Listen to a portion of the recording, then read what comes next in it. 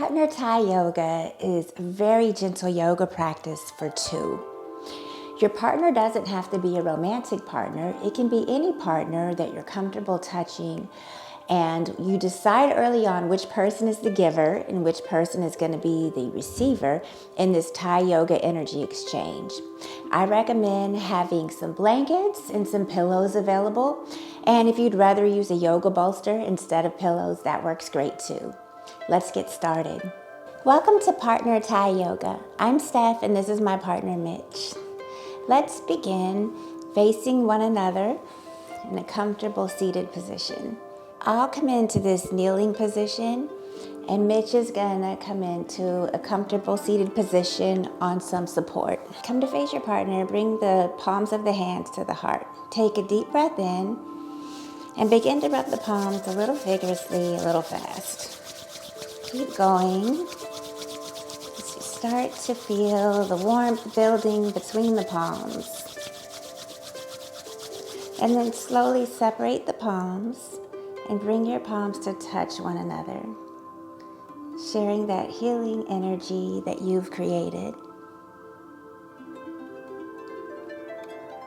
Take a big inhale here. And as you exhale, start to move the hands in unison with your partner, moving up and then down, maybe out to the sides. See if you might move with the breath, inhaling up and out and exhaling back in. Just take this moment to connect and come onto the same wavelength with your partner.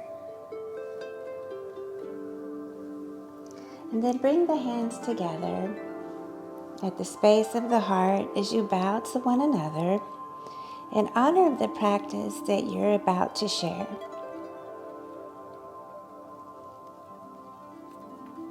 And then the receiving partner is going to come to lie flat on the back.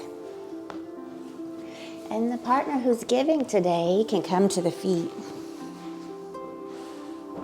Receiving partner, stretch out almost like you're in Shavasana with the legs extended long on the mat. The giving partner is going to come to kneel right between the partner's feet. And with the hands at the heart and the head bowed in gratitude, take a moment to ground yourself and center, repeating the mantra Om Mani Padme Hum. Quiet the mind and just enjoy this moment of stillness within yourself. See if you might tune in to the coming and going of your breath. And just let your center of gravity settle as you relax. Notice how you're feeling and maybe set the intention to stay centered and grounded throughout this energy exchange today. And then begin to bring your hands onto your partner's feet. Know that the quality of this initial touch is so important because it really sets the tone for the whole energy exchange. Your hand should be warm and dry, and the touch should be firm but gentle, helping and healing so that your partner can feel safe and relaxed. We begin by preparing the feet. We'll start by warming up the instep of the feet. Using the padded part of your hand, begin to palm the whole instep up and down of your partner's feet in a rhythmic rocking motion, leaning into and releasing out of the pressure. You'll start at the heel and stop just before you reach the ball of the big toe joint. Repeat this several times with your partner's feet externally rotated. And once you feel the feet relaxed, we'll move on to opening the sole of the foot. So begin to grab a hold of the ball of your partner's foot. Rotate the feet so that the toes are facing up towards the sky. And bring the heel of your hands with the fingers pointing upwards against the ball of your partner's foot. So this should create a point of resistance. Bend your elbows into the body and then begin to push against the sole of each foot, shifting your weight forward so that you see the whole leg move up into the hip socket. Maintain this resistance and then slide the palms up just until you feel your fingers wrap over your partner's toes. Imagine that you could lean in and out. Lean in with a little pressure and then rock back to release. Repeat this rock a few times, keeping the hands in the same position. And know that you're going to use your body weight here, and your partner will let you know if it's too much weight, too much pressure. Now that we've opened the soles of the feet, place the hands on top of the feet, releasing the grip that you had. So the palm should come on the top of your partner's feet near the ankle joints, and begin to lean down and slightly back, lengthening the front of each foot towards the ground. And then release and repeat. Allow the hands to move down towards the partner's toes. And know that this movement will help to open up the front of the ankles while stimulating the energy lines that are running through the top of the foot.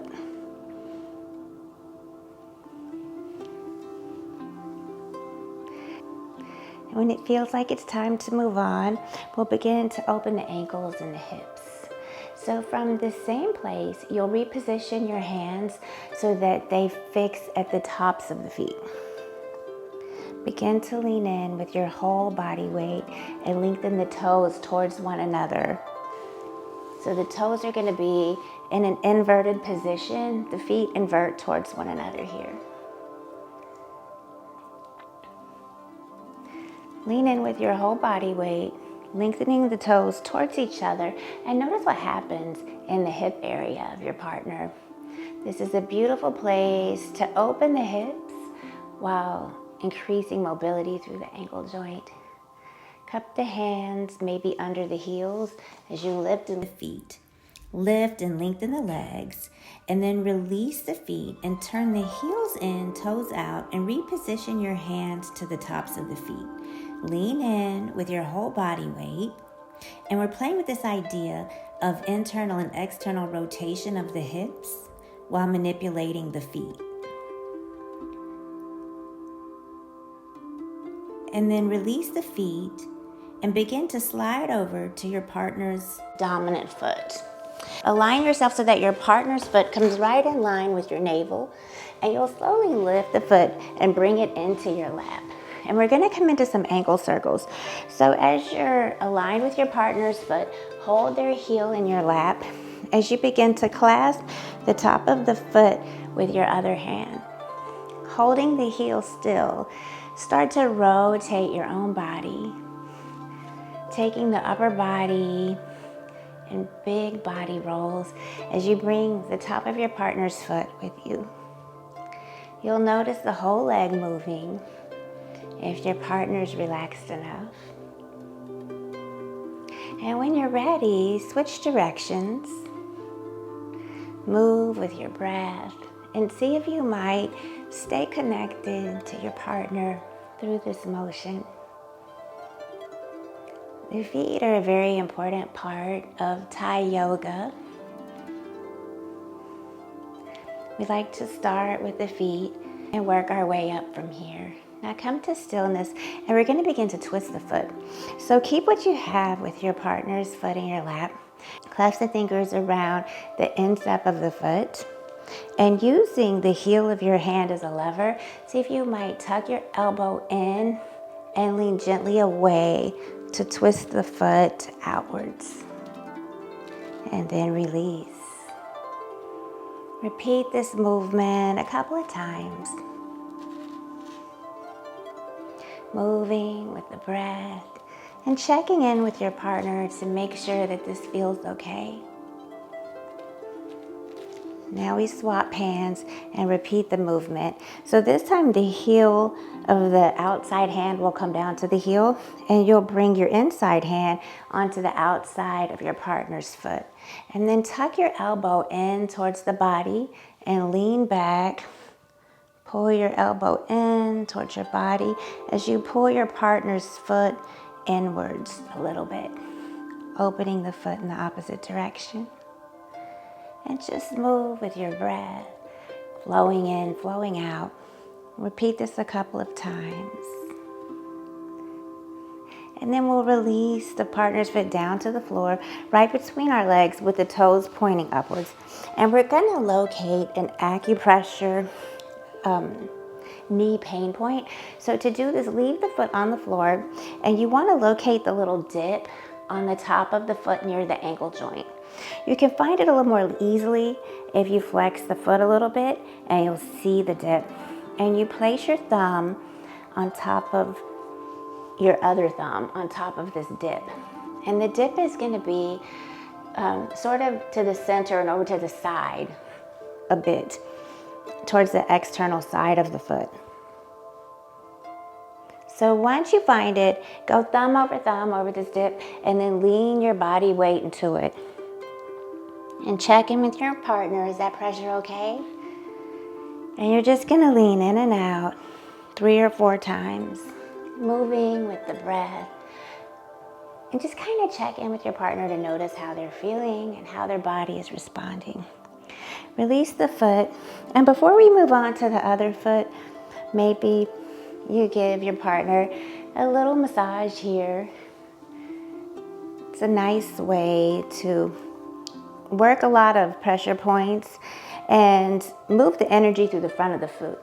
So use one hand to support the sole of the foot while the other hand works between the tendons of the foot. You can use the flats of your fingers or maybe your thumbs for deeper pressure, and just work the top of the foot a little gently. And when you're ready to move on from there, you can bring the fingers of one hand up towards your partner's toes. And this can produce a really satisfying feeling and give a sense of completeness to working with this foot area. So just begin to squeeze your partner's toes one at a time, making sure that you don't have any injuries to the toes, no inflammation. If you do, you want to proceed with a lot of caution. Sometimes people have arthritis, and this can help to kind of mobilize, but we want to be careful for painful places. And if you need to, you can hold one foot firmly with one hand while the other hand is rubbing around the joints of each toe, working right up to the tip of the toe and giving it a little pinch. And from here, we're going to knead the foot. So you can work both hands simultaneously, or you can alternate hands. Start down by the ankle joint and work out and away towards the outer edges and the toes.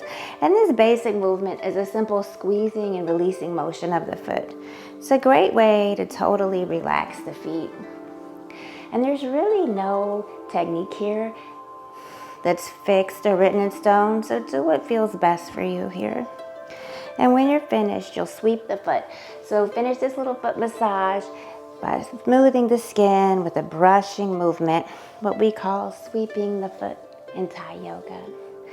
And then hold the foot firmly, but gently between your hands and sweep from the ankle joint to the tips of the toes one more time. Relax the foot down and then slide over towards your partner's other foot. So you're gonna align your partner's foot in line with your navel.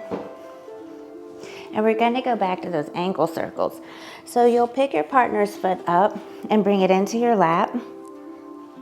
And then with one hand, you're gonna hold the heel of the foot. And with the other hand, you'll bring the thumb toward the ball of the foot and the fingers towards the front of the foot. And then begin to make big rotations with your own upper body, taking the top of your partner's foot with you. And this is that movement where you might notice your partner's entire leg move if they're feeling relaxed enough. And when you're ready, You can switch directions, repeating this a few times, moving with the breath. Know that your partner's right side of the body is likely to be very different than their left, and they may need something different on each side of the body. So be sure to check in regularly. And then we're going to come to stillness. Keep your partner's foot in your lap and wrap your hand all the way around the front of it, clasping the fingers around the instep of the foot. And then the heel of the other hand is the lever. As you tuck your elbow in and gently away to twist your partner's foot outwards. And then release, leaning back in. And you're going to repeat this body lean out to the side a few times, moving with your breath, and just try to stay in rhythm with your partner's body. And then we'll swap hands so we can swap directions and repeat this. But this time we're going to twist the foot a little inwards. Open the foot in the opposite direction. So we'll repeat this 3 times. So you've got one hand down on the heel of the foot, and the other hand is gripping on the external edge of the foot. And you're going to gently lean out, pulling your elbow in to twist the foot a little inwards, just opening in the opposite direction. And we repeat this a couple of times. And then release the foot down to the ground, toes pointing up. And once again, we're going to find that acupressure point. It's really good for relieving headaches or knee pains that are caused by overworking. So you may need to flex the foot a little bit so you can locate the dip. It's on the top of the foot right near this big circular ankle bone. You'll feel a little dip right here. And again, if you flex it a little, it becomes very visible. And you place one thumb on top of the other thumb here. And then lean your body weight in and over that pain point. Kind of checking with your partner. Their body will let you know if it's too much pressure or not enough. And you just flow in and out a few times, working that pressure point in the body. And when you're ready, you can release the foot. And then we'll give this foot a little rub. So you're going to work the top of the foot. Keep the foot resting on the floor, the mat. And one hand is going to support the sole of the foot, and the other is going to work in between the tendons. So you can use the flat part of your fingers, or maybe you want to use your thumbs if you like a little bit more pressure here. And this is a really good way to kind of find all those little pressure points and create space throughout the front of the foot. And if it feels better to support the heel, you can support the heel. And when you're ready, you can start to come up to the toes and do that toe squeeze. And this gives that feeling of grounding and completeness to this energy exchange in the feet before we get started. So you may want to hold the foot firmly with one hand, and then the other hand can start maybe in the center of the foot and work your way up to the toes and work from the base of the toes right up to the tip of the toes. And as you reach the tip of the toes, you give each toe a little pinch, making sure you give your attention to all 5 toes. You do it a few times, and when you're ready, you can begin to knead the foot. So just bring total relaxation to your partner. And remember that there's no right or wrong way to do this. It's just a basic movement, a simple squeeze and release. So start near the ankle joint and work out and away towards the toes.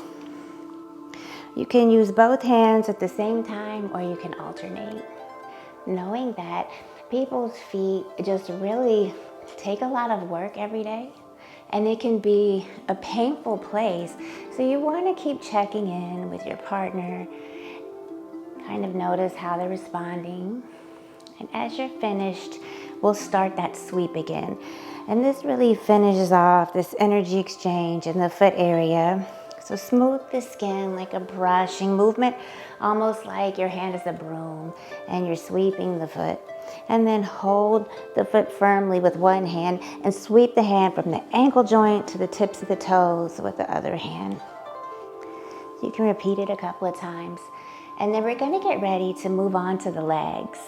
If you're wondering which side of your partner's body to start on, we want to think about Eastern energy practices. The body is seen as two halves of a whole, the left and the right, the yin, the yang, the solar, the lunar. So you really want to start on your partner's dominant side. So this can be different for everyone. So for my partner, I'm going to start on his right side, which is his more solar energy. If he were giving to me, he would probably start on my left side, which is my more lunar side. So you'll start on that side. So today I'm over here on the right, but you go where it's best for you. And we're going to begin to work by palming and thumbing the legs, just preparing the body for some of the Thai yoga shapes that we're going to be in today. So you may want to come into a kneeling diamond-like position, or you may want to step one foot forward into something like a warrior stance. But we're going to start by palming the inside of the leg. So you begin with one hand near the ankle, the inside of the ankle, and one on the thigh, the inside of the thigh just above the knee. And you're going to shift your body weight from side to side in a slow rocking rhythmic motion, palming your hands up and down. And we're thinking about sim line 1 of the energy body that runs from just inside the ankle joint up to the inside of the knee. We skip the knee, we don't put any pressure on the knee. And then we pick back up on top of the knee, moving up towards the groin. But we want to avoid the groin and the knee. And to palm, you'll just keep the lower hand on the calf and the upper one on the thigh, using the same smooth rocking motion. Find your own rhythm here. And then we're going to begin to maybe use the thumb. So the pressure is a little deeper with the thumbs, and you're just going to use that flat part of the thumb and check in to see if the pressure is comfortable for your partner. So put one thumb at the inside of the ankle and the other about a thumb's distance apart. And you just walk the thumbs up and down this energy line, the inside of the leg.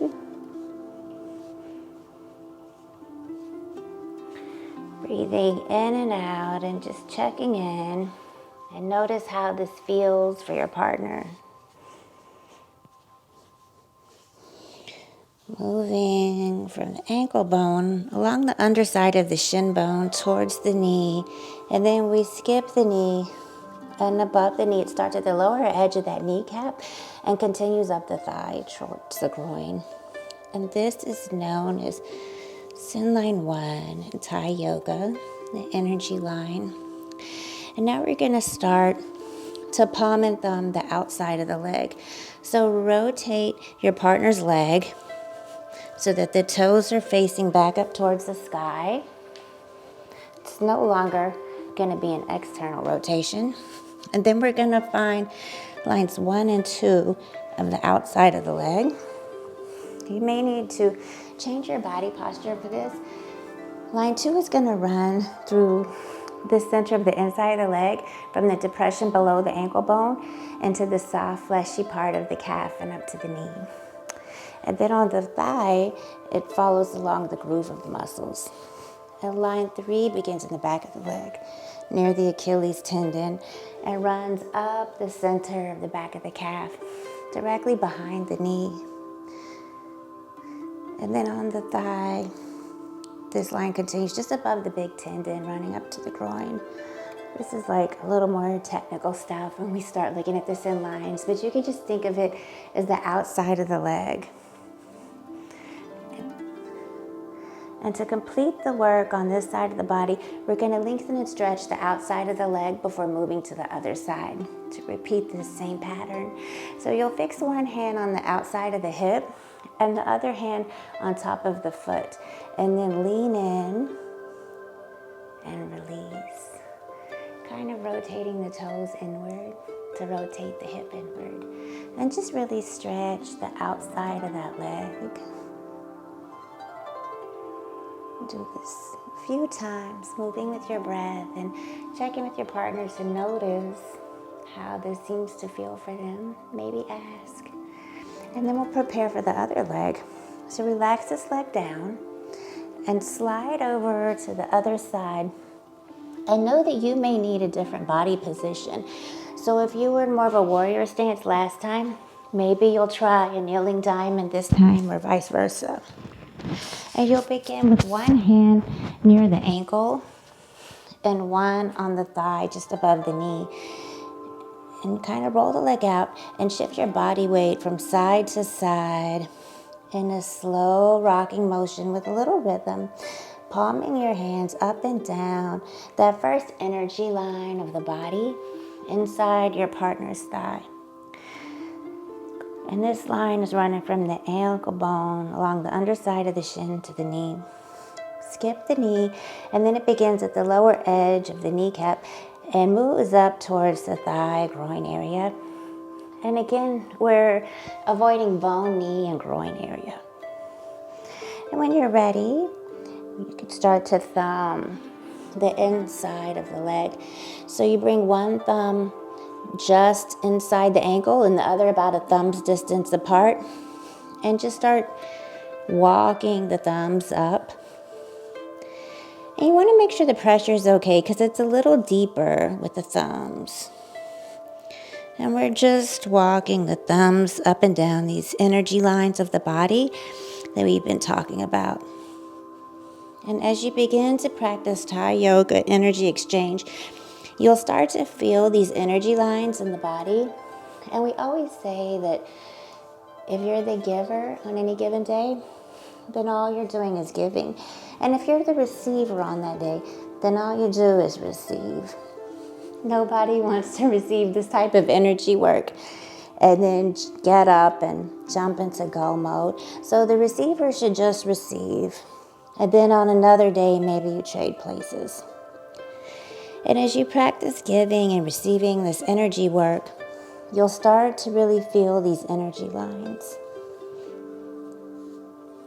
And when you're ready, begin to palm and then thumb the outside of the leg.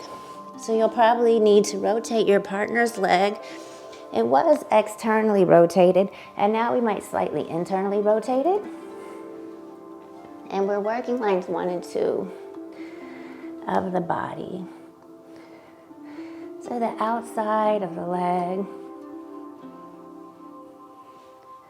Maybe begin with the palms in this rocking motion up and down the leg.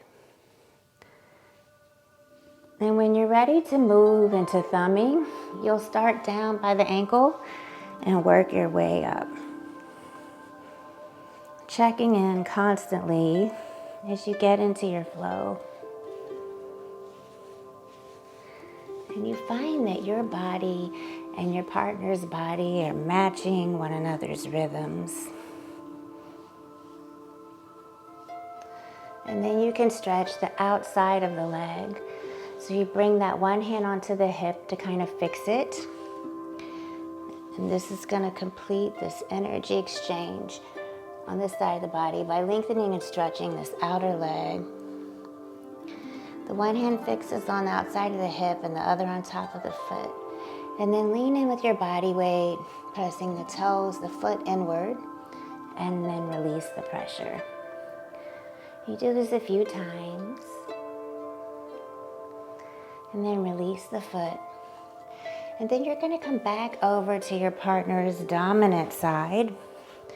We're going to come into a little sequence that's beneficial for stiffness in the low back or increasing mobility through the hip joint and loosening up the legs a little bit. So we're going to bring our partner's leg into tree pose. What you'll do, you'll take your partner's leg and begin to lift the leg a little bit and bend the partner's leg out so that their knee falls over to the side. And if the knee does not easily reach the ground, you can bring blankets or a pillow underneath it. We want it to be supported. And you want to align your body with your partner's knee. Maybe coming into a kneeling position with the knee between your own knees. And then you'll place the heels of your hands in the center of your partner's thigh, a little close to the hip joint, and start to lean your body weight in and out.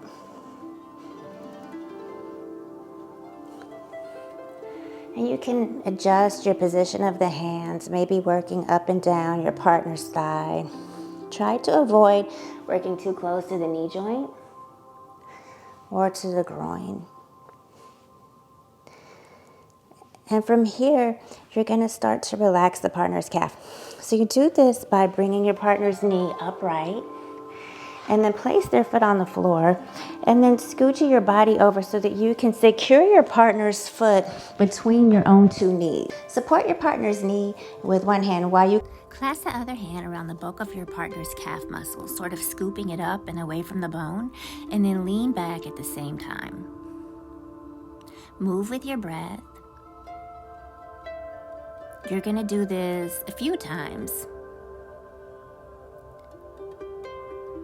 And when you're ready, you can change the fix of your hands and work the calf from the other side. So just switch positions. Still have the one hand on the knee and the other comes onto the calf. And it kind of scoops this muscle in and up. And then we just lean back. We're practicing a northern style of Thai yoga. And this northern style of Thai yoga really places a strong emphasis on working with the legs. And release right there.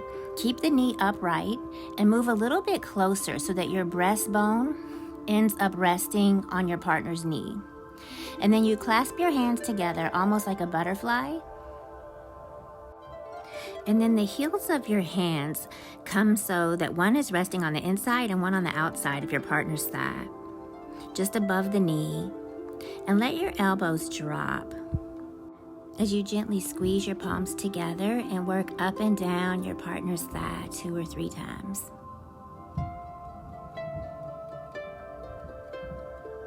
Just squeeze the elbows into the body. And then we're going to release the thumbs.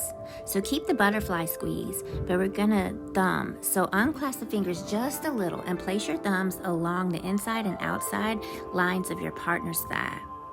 And this is going to just put a little bit of deeper pressure on these same lines of the thigh. So use your elbows as levers and gently squeeze your thumbs, working up and down the leg the same way that you were before.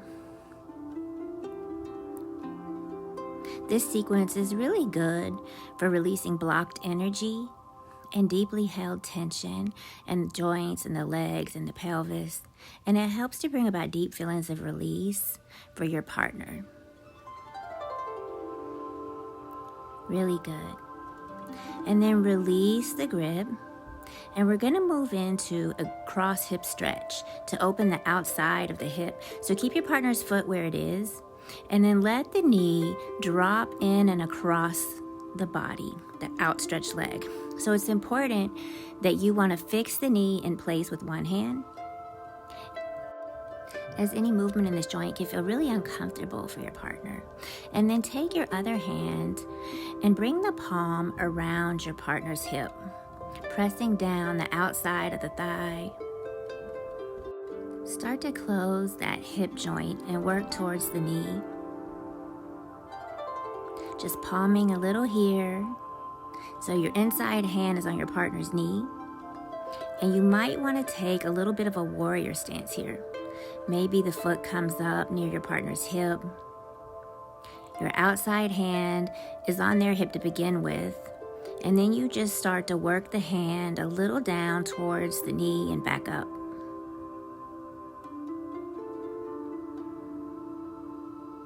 And if your partner's knee does not drop across easily for the cross hip stretch, you can also bring a blanket between their knee and their lower leg to support it. It doesn't have to touch. Really good. So we're going to move into an open leg stretch. So you're going to straighten your partner's leg and move their foot out to the side. And this is going to open the inner thigh and their groin. And you want to be aware of any strain behind the knee. Don't take the leg out to their max capacity. Just gently out to the side a little bit. And you can place the one hand gently over your partner's knee on the outstretched leg, and the other hand can start to come close to the hip, palming up and down the inside of the thigh. And don't put any pressure on the knee joint. Maybe the hand just rests above or below it. If you need to, you can place your partner's Achilles tendon against your knee pain point. And this can help to keep their leg elevated and a little bit off the ground in this position. So you can just kind of slide your foot under there. And then we'll return the leg to a neutral position. And we're going to get that same thing on the other side. So you're going to position yourself over to your partner's other side. Begin to lift their leg and bend their knee out to the side for this reclined tree pose. And you want to align their knee really close to your knee. And then place the heel of your hands in the center of your partner's thigh, a little close to the hip joint. And then lean the body weight in and out. And remember that you can adjust your hand position here and work up and down your partner's thigh. You want to avoid putting any pressure on the knee joint or even getting too close to the knee joint. And check in with your partner to see how they're feeling. And remember that if the knee doesn't reach the ground naturally, you can always put a pillow or some blankets underneath. You want them to feel supported. You don't want the knee just kind of hanging in midair, because then it puts tension in the hip to hold it up. Really good. And now we're going to relax their calf. So what you'll do, you'll bring your partner's knee upright and place their foot on the floor. Scoot over and down so that you can secure your partner's foot between your own knees. And you'll support the knee with one hand. Cross your other hand around the bulk of the calf muscle and scoop it away from the bone as you lean back. And just kind of move here with your breath and with the rhythm of your partner's breath.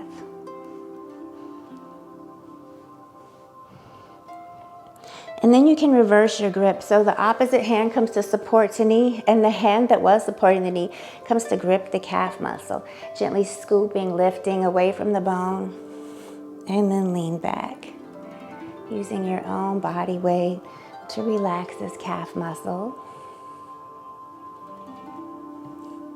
Check in to see if the pressure is right, if they might need a little more, a little less. And then keeping your partner's knee upright, you're going to scoot in a little bit closer so that your breastbone rests on your partner's shin, knee, and clasp your hands together like butterfly wings and place the heels of your hands on the inside and outside of your partner's thigh. And then squeeze your elbows in to pull in as the elbows drops and you squeeze the palms together, working up and down the thigh a few times here. Watch your partner and notice how this feels, if this seems to be causing any tension, any pain. You could put a little less pressure if you need to. They might need more pressure. If it feels like an okay thing to do, you can start to unclasp the fingers a little bit and place the thumbs along the inside and outside lines of your partner's thigh. And use your elbows as levers to start to squeeze the thumbs as you work up and down the leg, just like you were with the palms. This is going to put a little bit more pressure on these energy lines of the thighs. Check in with your breath, your partner's breath. And then we're going to move into a cross hip stretch. So release what you have, and we're going to open the outside of your partner's hip. Keep your partner's foot right where it is, and then slowly start at the knee to start to drop across. And the foot may roll a little with it. So the knee kind of comes inside, which is going to internally rotate your partner's hip. And then you're going to bring one hand on the knee without applying pressure, just to hold it gently in place, and the other hand will come onto the hip. And you can bring your palm kind of around your partner's hip and down the outside of the thigh as you gently close their hip joint and work towards the knee and then back to the hip. And maybe open the knee back out and then bring it back in. Give them a little break if that seems appropriate. And remember that if the knee doesn't drop all the way to that outstretched leg, it's okay. And if you want to use pillow or blankets there, you can. And then we're going to externally rotate the hip. So you're going to straighten your partner's leg and let it gently fall open and out to the side, opening the inner thigh and the groin area. So you straighten the leg and move their foot out to the side. Maybe you slip your own foot underneath their ankle. And one hand is going to come over your partner's knee, and the other is going to be on the inside of the thigh close to the hip. Palming up and down the inside of the partner's thigh without putting any pressure close to the knee. And this completes this part of our single leg energy exchange to release the stiffness in the low back and to mobilize the hip joints and loosen up the legs a little bit.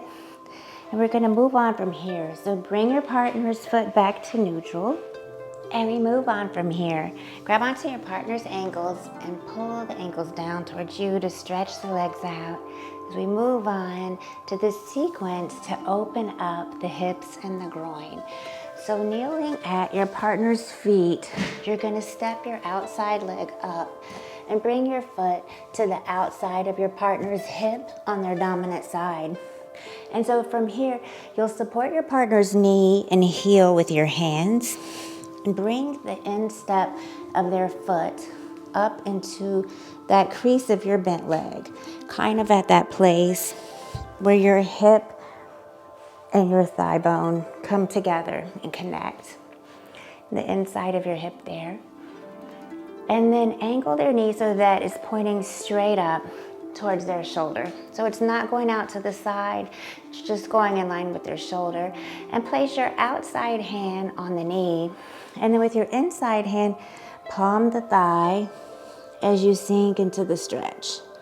So you're going to repeat this a couple of times. Work with your own breath. And you'll exhale to kind of lean forward into the lunge. And then when you reach that place of resistance, you ease back out on the inhale. So there really shouldn't be any effort required of you here because this power to move here is coming from your center of gravity. So you just flow back and forth with your breath and check in with your partner. Listen to their body and notice what they might need. And then you're going to keep what you have, but move your outside foot slightly over to the side to make a little bit of space. And guide your partner's knee out to the side so that their hip can open a little. Keep what you have with the foot in that crease of your leg. In your hip crease, I should say. And work in the same way that you have been. Easing in and out of the stretch, but with a little bit more open hip for your partner. And you just want to follow the natural direction of the leg up and out to the outside of your partner's shoulder. And you may find it moving in a little bit of a circular direction here. The knee may circle in and back out as you move if that feels good. And if it feels better for them to just have that stillness with the hip open, you can just keep it here. And we find that this feels a little bit better for people, a little more satisfying when people have a lot of openness in the hips. And it can be a little challenging, a little intense if there's not as much openness in the hips. So you may want to add that movement in to ease that intensity. And with these movements, what we tend to find is that you as the giver are really able to enjoy involving all of your body with these techniques. The use of your body weight along with that combination of working your hands and your feet together, it starts to give you that sense of that very special rhythm, finding your own rhythm, your own dance with your partner. So find a little stillness, and then you, the giver, will come to sit back on that back foot. Keep up your hold of your partner's heel, your partner's ankle, and then place the outer edge of your foot with your toes pointing in and your heel pointing out at the back of your partner's knee. Use your foot to guide their knee slowly out and down to the floor, or maybe a pillow. And we're using this to transition into the next step. So as you sit back, you keep your partner's knee upright to the side. And from here, we're going to move into paddle boat. There we go. So you set back onto your heel, and you're going to untuck that foot and extend that leg all the way out. So you're going to use your inside foot. Your inside foot is going to tuck into that space on the thigh as your outside foot tucks into your partner's knee crease to open that hip out to the side. And your inside heel is going to come right up near your partner's groin area. And you're going to take their foot and bring it snugly in. Hold their heel in place with your outside hand, and then your inside hand, you're going to bring that hand into their outstretched leg, kind of close to your body, and hold under that heel too if you can. So their outstretched leg, the heel is in your side hand, and your other hand is holding on to the heel of their bent leg, and that is tucked into your bent knee as your leg is up in their groin. And we just kind of paddle up and down here. So we've stabilized the posture. And once you get here, you're going to use the instep, not the heel of your extended foot, to paddle up and down your partner's thigh. So you could start near the groin and then work towards the knee and then back again. And you want to be really careful around the area of the knee. So keep the knee bent to begin with, and then start to fully kind of extend your leg into the foot for a complete stretch. And you can vary the strength of the stretch by moving closer or further away. And this movement is really nice to release deep into the groin and the low back for your partner. Find your rhythm, and remember, it's a little bit like a dance. So by this point in the energy exchange, you're probably really in sync with your partner, and the two of you are moving together, dancing together energetically. And then we'll find a little bit of stillness as we get ready for a foot sandwich.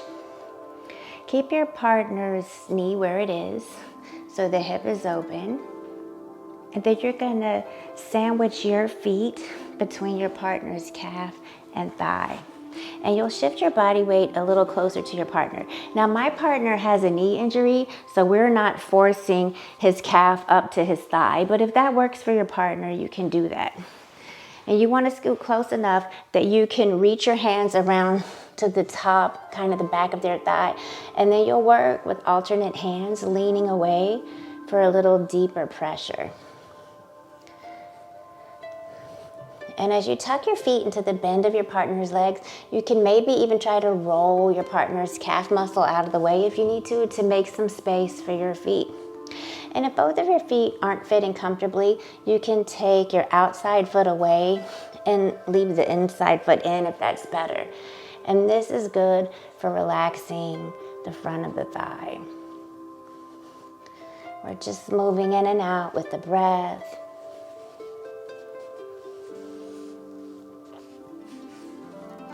Find the pressure that works best for your partner. And then you'll find some stillness. Bring your hands under your partner's ankle and stretch this dominant leg out next to the other leg. And you'll begin to shift over to the other side. And we're going to get the same thing on this side, opening the hip and the groin. So you'll come to kneel at your partner's feet. And then step your outside leg up into somewhat of a warrior position, a little lunge. And then you'll support your partner's knee and heel of this other side as you lift the leg and bring the instep of your partner's foot up into the crease of your bent leg. And you may need to adjust your knee a little bit. So you want to angle their knee right now so that it's pointing up towards their shoulder. And place your outside hand on the knee, and your inside hand is going to palm your partner's thigh. As you move in this dynamic stretch, lean your body weight in. Pull back out on the inhale. Exhale to kind of lunge forward and find that place of resistance for your partner, whatever that is. And then ease back out on your inhale. And remember, there's really not a lot of effort that's going to be required of you as the giver, because the power is coming from your center, coming from the center of your existence. You're using your whole body here in this energy exchange. And when you're ready, you can take it a little deeper. So to do this, step your foot a little over and out. Supporting hand and foot go out to the side. Make some space for the hip. And make sure you still have that snug fit in your hip crease. Hand is still on the knee for support and one on the thigh. And remember that we can keep it here if it feels good, just to hold in this static stretch. Or if a little dynamic movement is better, you can kind of semi-circle the knee in and out. Still exhaling in with your body and then inhaling back out. But finding that hip opening for your partner here. And you just want to follow the natural direction of the leg up and out. And if you're palming the other leg, that can feel really good here. Check in with your partner. How are we feeling? You okay? Mm-hmm. Just notice what they need. Sometimes they might need more stability, more support, and sometimes they may need more opening. And then we're going to transition again with that kung fu foot movement.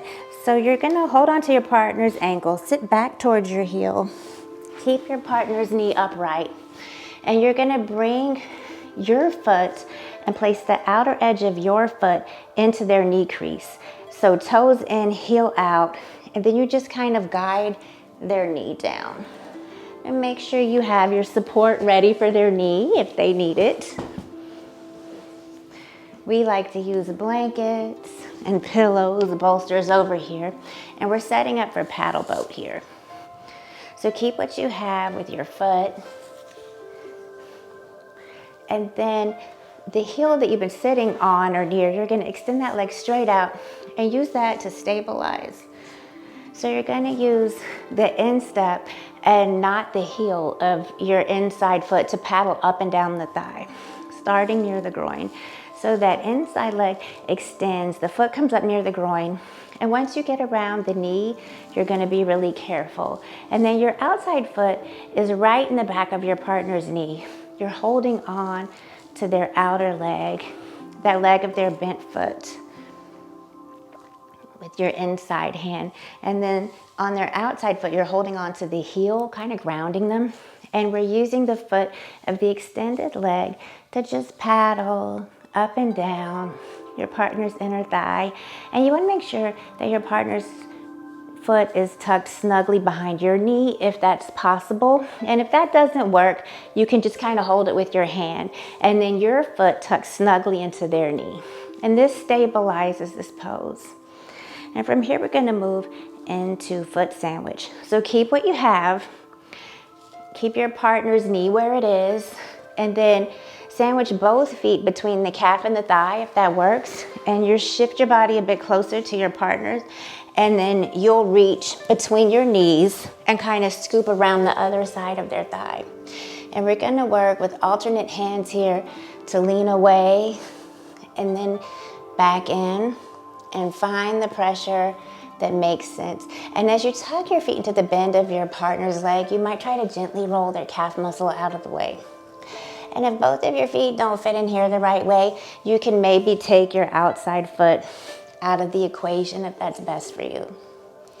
And find that movement here. And when you're ready, you can find a little stillness.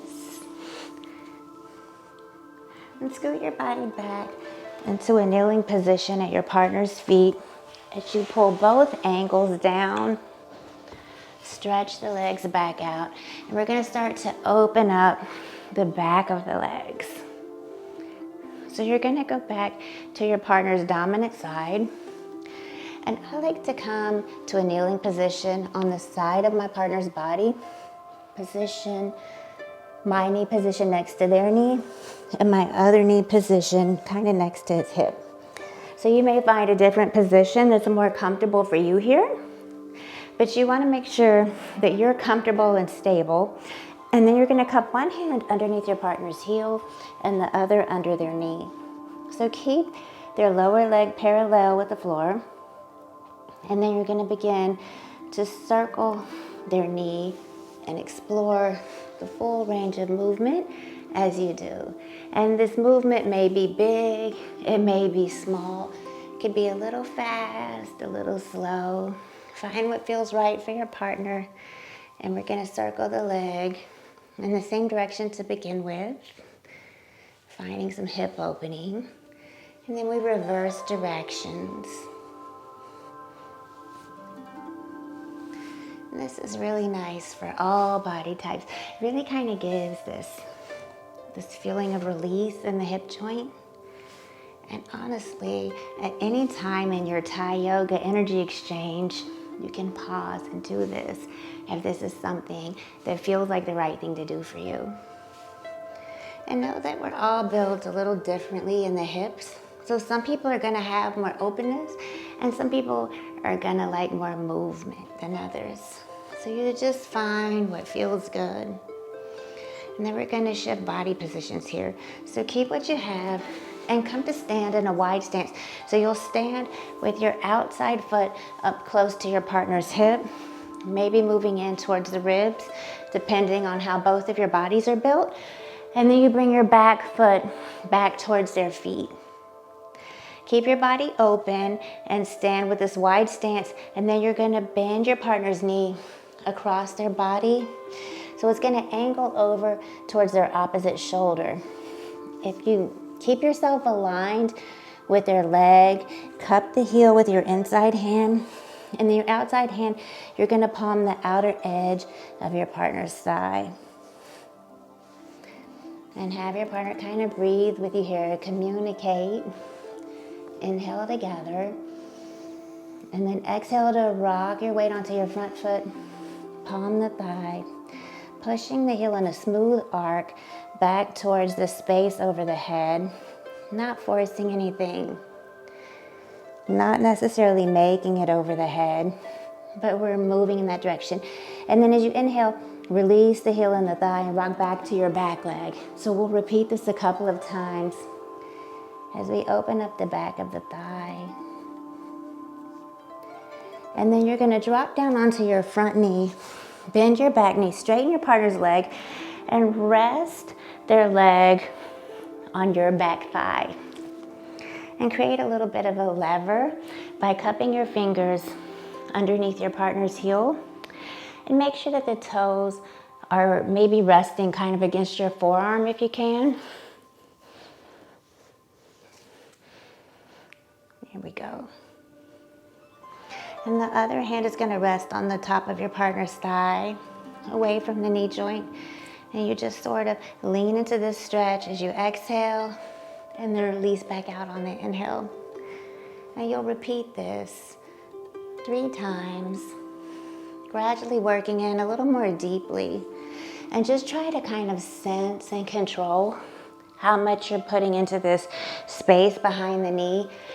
How far are we going? How much are we stretching? We don't want to go too far. And this is called pouring the tea, because this movement has a bit of a tilting motion. And we're kind of pouring the weight forward onto the thigh, and then opening up the back of the calf and the heel. And then we release a little. And this leads us into our next movement. So from here, you're going to drop down onto your back knee. And then come into a warrior stance with your front foot back on the ground. That knee will be bent. And you want to kind of square off to your partner's body here. Your hips squared off towards your partner, the top of the mat where their head is. And you're going to take their leg up towards vertical and let their foot rest towards your outside shoulder. So you have their leg, the outside part of their leg is resting against the inside part of your knee. Maybe your knees touch depending on your height. And then their foot is up towards your shoulder and your hand can kind of maybe grip onto their foot. So your inside hand comes onto the front of their thigh and the other's on the ball of their foot. And then we use the top hand as the lever to gently open up the back of their leg. Encourage your partner to exhale as you lean down onto the ball of the foot. And then on the inhale, you release a little. Find that place of resistance and then pull back. And you deepen the stretch as tension dissolves. And this is a really subtle movement, very subtle, very slight. From the outside perspective looking in, you might not even see much movement. It's just some pressure as you lean in and press on the ball of the foot to open the back of the leg. And if you need to go further here, some people have a lot of flexibility in the hamstrings. So you could bring your inside hand down to the top of your partner's other thigh and then really press forward, sending the extended leg out by the head or towards the head. If that type of openness is needed into the back of the hamstrings. And then release this leg down and come to kneel at your partner's feet and do whatever the thing is you like to do when you come to this place. Maybe you like to tug on the back of the ankles of the feet to stretch them out.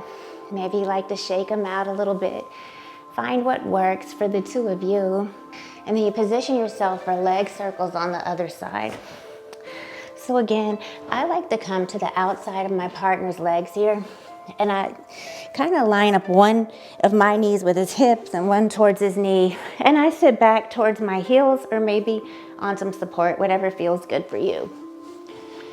And so you just make sure that your posture is comfortable and that you feel stable.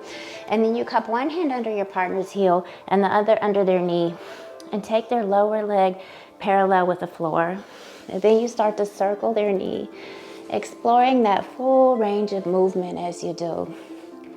And this movement can be big or it can be small. It can be fast or slow, whatever feels right for them. And remember that we start by circling in one direction and opening the hip, and then you move into the opposite direction. And a lot of times, my circles start out a little small, and then they gradually get bigger. And your body is just rocking here, doing your own dance as you find a little release in the hip joint. And then we have a little bit of a big shift as we find stillness and we come to stand here. So we're going to come to stand in that wide stance again. One front leg lunges forward, back foot steps near your partner's feet and the front foot towards their hips or their ribs. And keep your body open to your partners and bend their knee across their body so that it's angled towards the opposite shoulder. And you align yourself with the leg. So your chest kind of aligns over your partner's leg as you do this. And cup their heel with your inside hand, and then your outside hand is gonna palm the outside edge of the thigh. And you just wanna encourage your partner to breathe with you here. You wanna be sort of on one breath. And as you exhale, you rock your weight onto your front foot, pump the thigh and press the heel towards that space over the head. And then inhale, rock back onto your back foot and kind of release. And repeat this several times. And we get ready to pour the tea. So from standing, drop down onto your front knee, and then the back leg is gonna bend. You straighten your partner's leg here. And this is where we come to let their leg rest on your back thigh. And create a lever by cupping your fingers over your partner's heel, kind of under their heel if that works better for your body. That works better for mine. But let their foot rest against your forearm. And rest your other hand on your partner's thigh. Keep away from the knee joint here and lean into the stretch as you exhale, then release on the inhale. Repeat this a few times. And you just work a little bit more deeply each time. But make sure that you're not going too deeply. And you want to kind of control and have this sense of not going too deep into the stretch behind the knee. And you just sort of pour your weight forward onto the thigh, open up the back of the calf and the heel, and then release. And we're going to prepare to go a little deeper here and stretch and stimulate those energy lines along the length of your partner's legs. And we know that not everyone is able to straighten their leg to this perfect 90-degree angle. And so if it feels like a bit of a struggle, you can work in more of a shallow angle so that the leg doesn't have to straighten all the way. So drop onto your back knee, come onto your front foot into that warrior stance, and square your hips off to your partner's body. Your body kind of opens to theirs, and take the leg up towards vertical and let your partner's foot rest on your shoulder. And you fix one hand on the front of your partner's thigh, and the other is going to be on the ball of their foot. And you use the top hand as a lever to gently open up the back of the legs. So there's this little bit of pressure from the top hand onto the ball of your partner's foot. Very subtle movement. Encourage your partner to exhale as you lean down onto the ball of their foot. And then inhale, pull up a little bit. Find that point of resistance. And remember that you have options here. So you can give them a little bit more space, not quite coming into your 90-degree angle, or you could take it further if that's what they need. And this is where it becomes really important to tune into your partner and their body and what they need. What does their body want in this moment? And we don't want to make any assumptions, so we ask. And when you're ready, you can straighten both legs long and come to sit at your partner's feet. And we're shifting back to the dominant side. So you'll put your partner's leg back into tree pose. And for a lot of people, putting some cushion under the knee would be some good here. Maybe a blanket. And you'll sit on the opposite side of that bent leg. So move the arm closest to you out of the way, maybe extending it out to the side. And then you're going to fix the sole of your foot gently over the bent knee. So that's going to give a little bit of stability in this stretch. And then you'll reach across your partner's body and take hold of their other arm above their wrist. And from here, you're going to have your partner take an inhale. So receiving partner takes a deep breath in. As they begin to exhale, you'll pull their arm towards you, walking your hands up towards the armpit. And then clasp behind your partner's shoulder blade with one hand. And with the other, you can kind of palm up and down the ribs, the side waist. As you inhale, ease off a little. Give them some space to breathe. And then work a little bit more deeply into the twist on their exhale. So just keep moving with the breath, doing this a few times.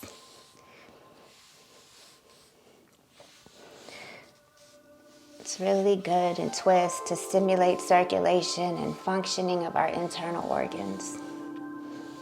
And when you're ready to release, you'll gently let go of the shoulder, the arm completely. Remember to always work with the breath.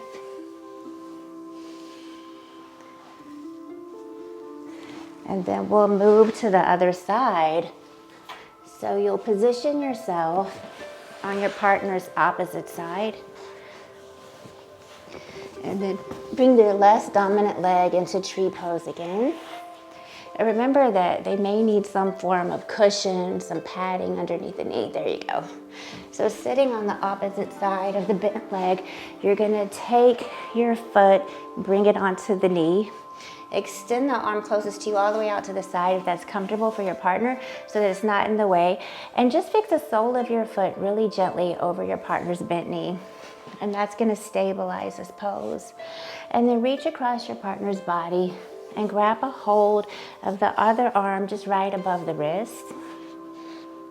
Maybe pulling the arm kind of onto their belly a little bit. And then have your partner take a big inhale. Maybe an inhale together. And as they exhale, you start to pull that arm gently towards you and walk your hands up towards the armpit and reach around onto the shoulder blade with one hand. And then the other hand can kind of palm up and down the back of the ribs and the waist. So on the inhale, as you ease off a little, give them some space to breathe. And then on the exhale, you're gonna work a little bit more deeply. Pull them a little more deeply into the twist. Always work with the breath on twists. The spine is able to move more freely on the exhalation. And twists are really good just to release tension throughout the mid-spine and create space throughout the rib cage, which helps us to breathe a little deeper. And then when you're ready, you can slowly ease out. Release the arm and the shoulder back down. And then come to sit at your partner's feet. Have them centered on the mat. And we're gonna center ourselves on the mat a little bit over this way. And it's worth mentioning here that there's more than one way to practice this Thai yoga energy exchange. So sometimes you might stay on one side and do all of your single leg stretches on that side before moving to the other side.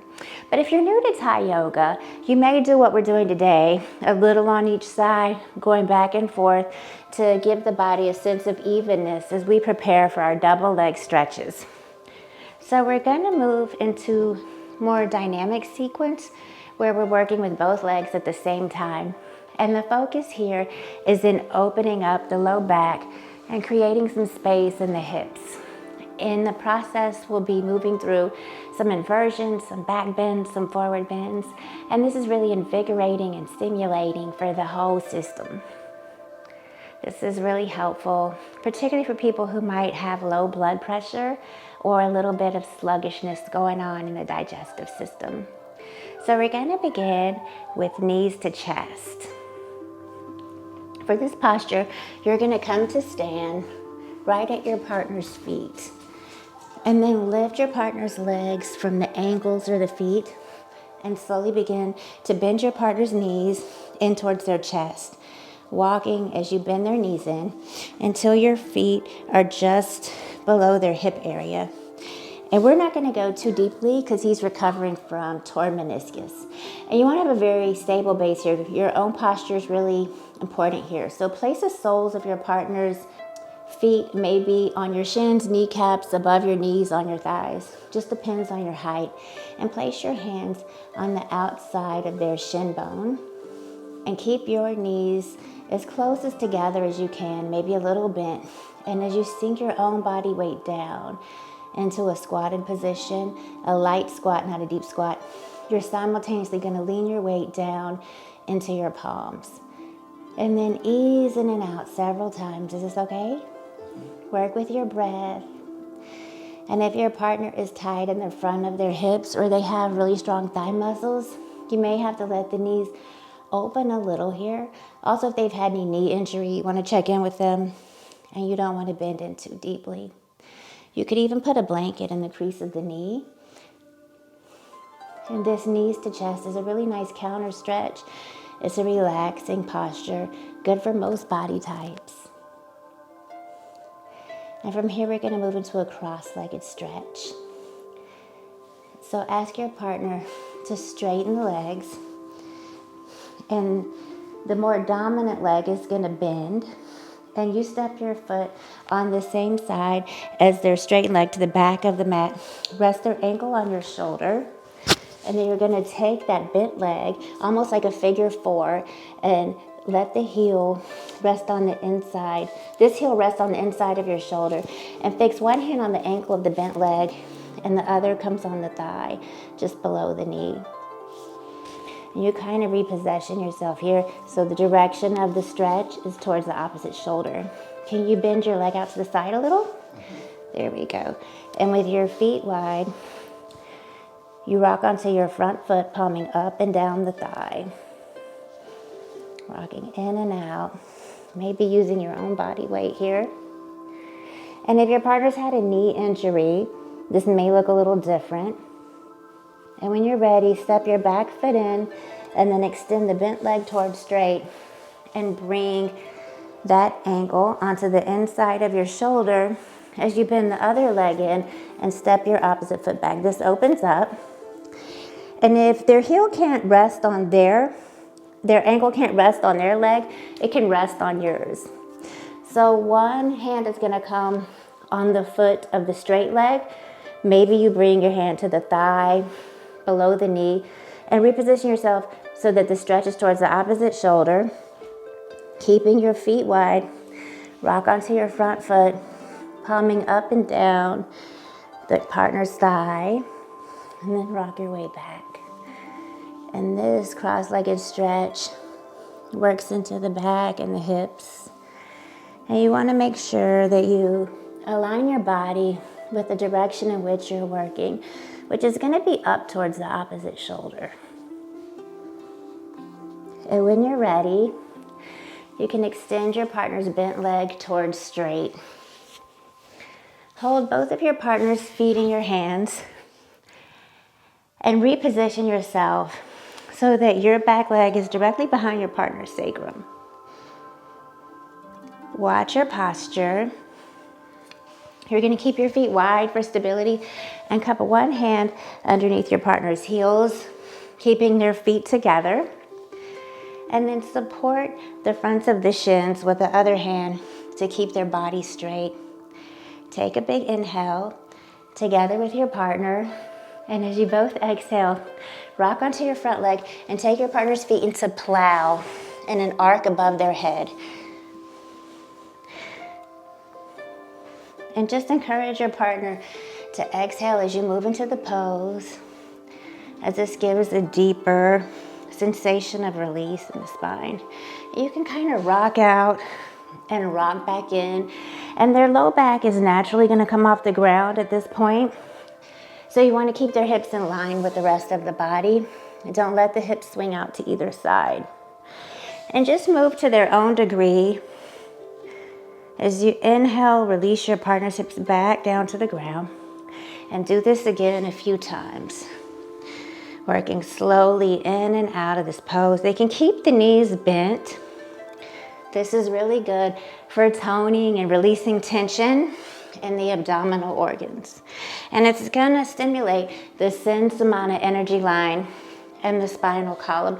And if your partner finds that plow pose feels like too much in the back of the legs, or if the legs are shaking, you can ask your partner to bend their knees a deep amount to take the pressure off the hamstrings, and then go back into the pose as you put the focus more into the stretch of the back. And your partner's hands can be anywhere. A lot of times it feels good if they stretch them back, biceps by the ears. And we're gonna go into plow one more time. Straighten the arms, yep. Straighten the legs as much as possible. Take an inhale, and as you exhale, we're moving back into plow one last time. And when you're ready to release, bring your partner's heels into each of your hands. And you're gonna step onto either side of your partner's body and walk your feet up towards their armpits, their ribs. So you're probably actually gonna be reaching behind you to have a hold of their heels. So you'll hold one heel in each hand and encourage your partner to let the weight of their legs just hang, the knees bend out to the sides, really relaxed here. And if they're not already, ask your partner to place their arms above their head, biceps by the ears, and you kind of step in between their legs and their body.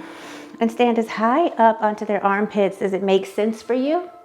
Both of you inhale together, and you lift their feet up and bring them around the front of your body, keeping their hips open, knees open. And in this pose, everyone goes a different deep into this. So you may bring your partner's feet all the way in front of you and bring the soles of the feet together. If the soles of the feet come together, then the feet would be in front of you, and you would hold onto the feet in front of you at their max capacity and settle them a little lower, moving towards your partner's face, if that works for your partner. And then as you exhale, you'll begin to place your partner's feet in a gentle arc over their head, heading in that direction. And extend your arms forward in the process. Take the feet as far as they comfortably go, but we definitely don't want to force anything here. And once you reach that point of resistance, release a little and repeat this a few times, exhaling down to open the hips, inhaling back up. Really good.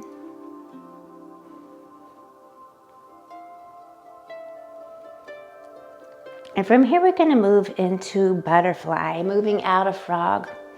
So keep what you have and just step away from your partner's armpits until you're level with about their rib cage. Keep their feet together, and you may feel a little natural resistance as the soles of the feet come together for butterfly. And continue to sink your body weight down through your arms, slowly undoing what you have.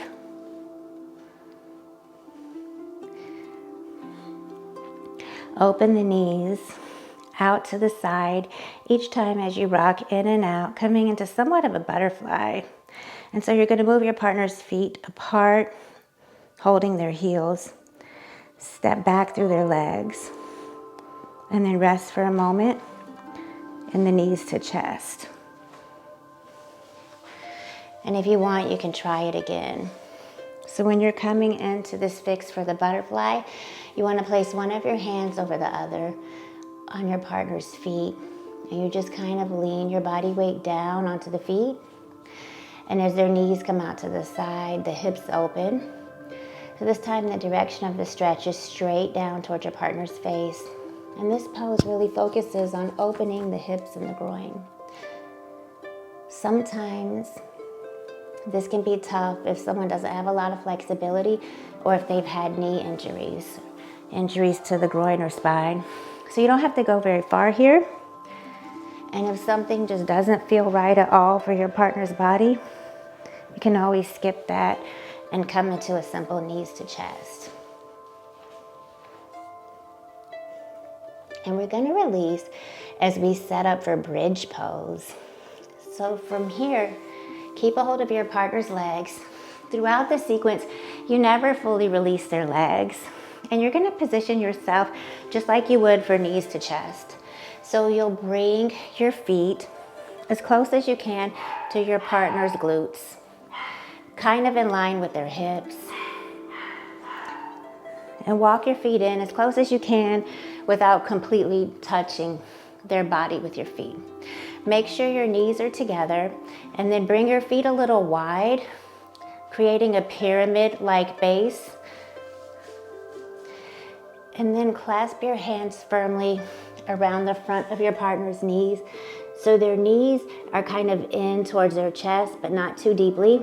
And you're gonna like scoop around their legs to grab that part of their knees that's just above their thighs. And their arms are still extended up, biceps by ears overhead. And so this is the hold right here. And remember that you're going to use your body weight rather than your strength. So you want to work with your own breath to support these movements. So we're setting up here, and then you're going to sink your knees into your partner's feet. So you begin with their feet resting kind of right around your kneecap, and then begin to sink your knees into their feet and draw their knees up and over towards you as you squat down. So you're going to come into a squat here, and if you need to sit on a block for support or a bolster, feel free. But you don't want to totally sit. Keep your feet a little wide, knees are together.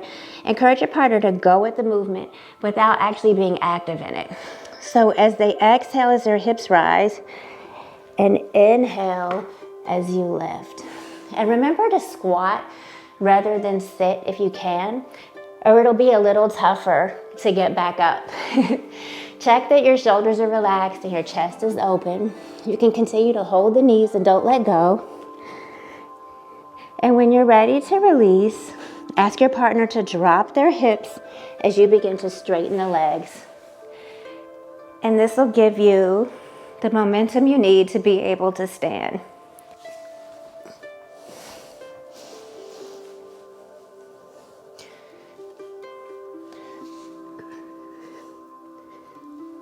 Try to flow in and out of this a few times. It can feel a little overwhelming, but try not to panic. This pose benefits all body types. We only avoid it in case of serious spinal injury. And it's going to open the chest and the front of the hips and invite deeper breathing while stimulating the spine and the Sensumana energy line. It also boosts kidney function and helps to detoxify the body. Really good. And then just kind of stretch them out and sway. And return to your starting point, which is kind of just that knees to chest position. And we set up for a counter pose, a forward fold. Gonna come back to that knees to chest position if you're not there already. But you're gonna step your feet a little wider, coming onto either side of your partner's hips, in line with their hips, I should say. And then your partner is going to rest their legs up against your lower body. So depending on your height and their height, their legs may stay together or they may rest kind of on either side of your hips. And then the two of you clasp onto one another's wrists, and you're going to bend your knees a little deep. And then as you exhale, you're going to start to straighten your legs and lean back, lifting your partner's upper body towards you. So their hips stay on the floor. The hips is what's grounding them. Take an inhale. Exhale, we move. If they feel stiff in the backs of their legs, they can keep the knees bent. And then you release their weight back down to the mat.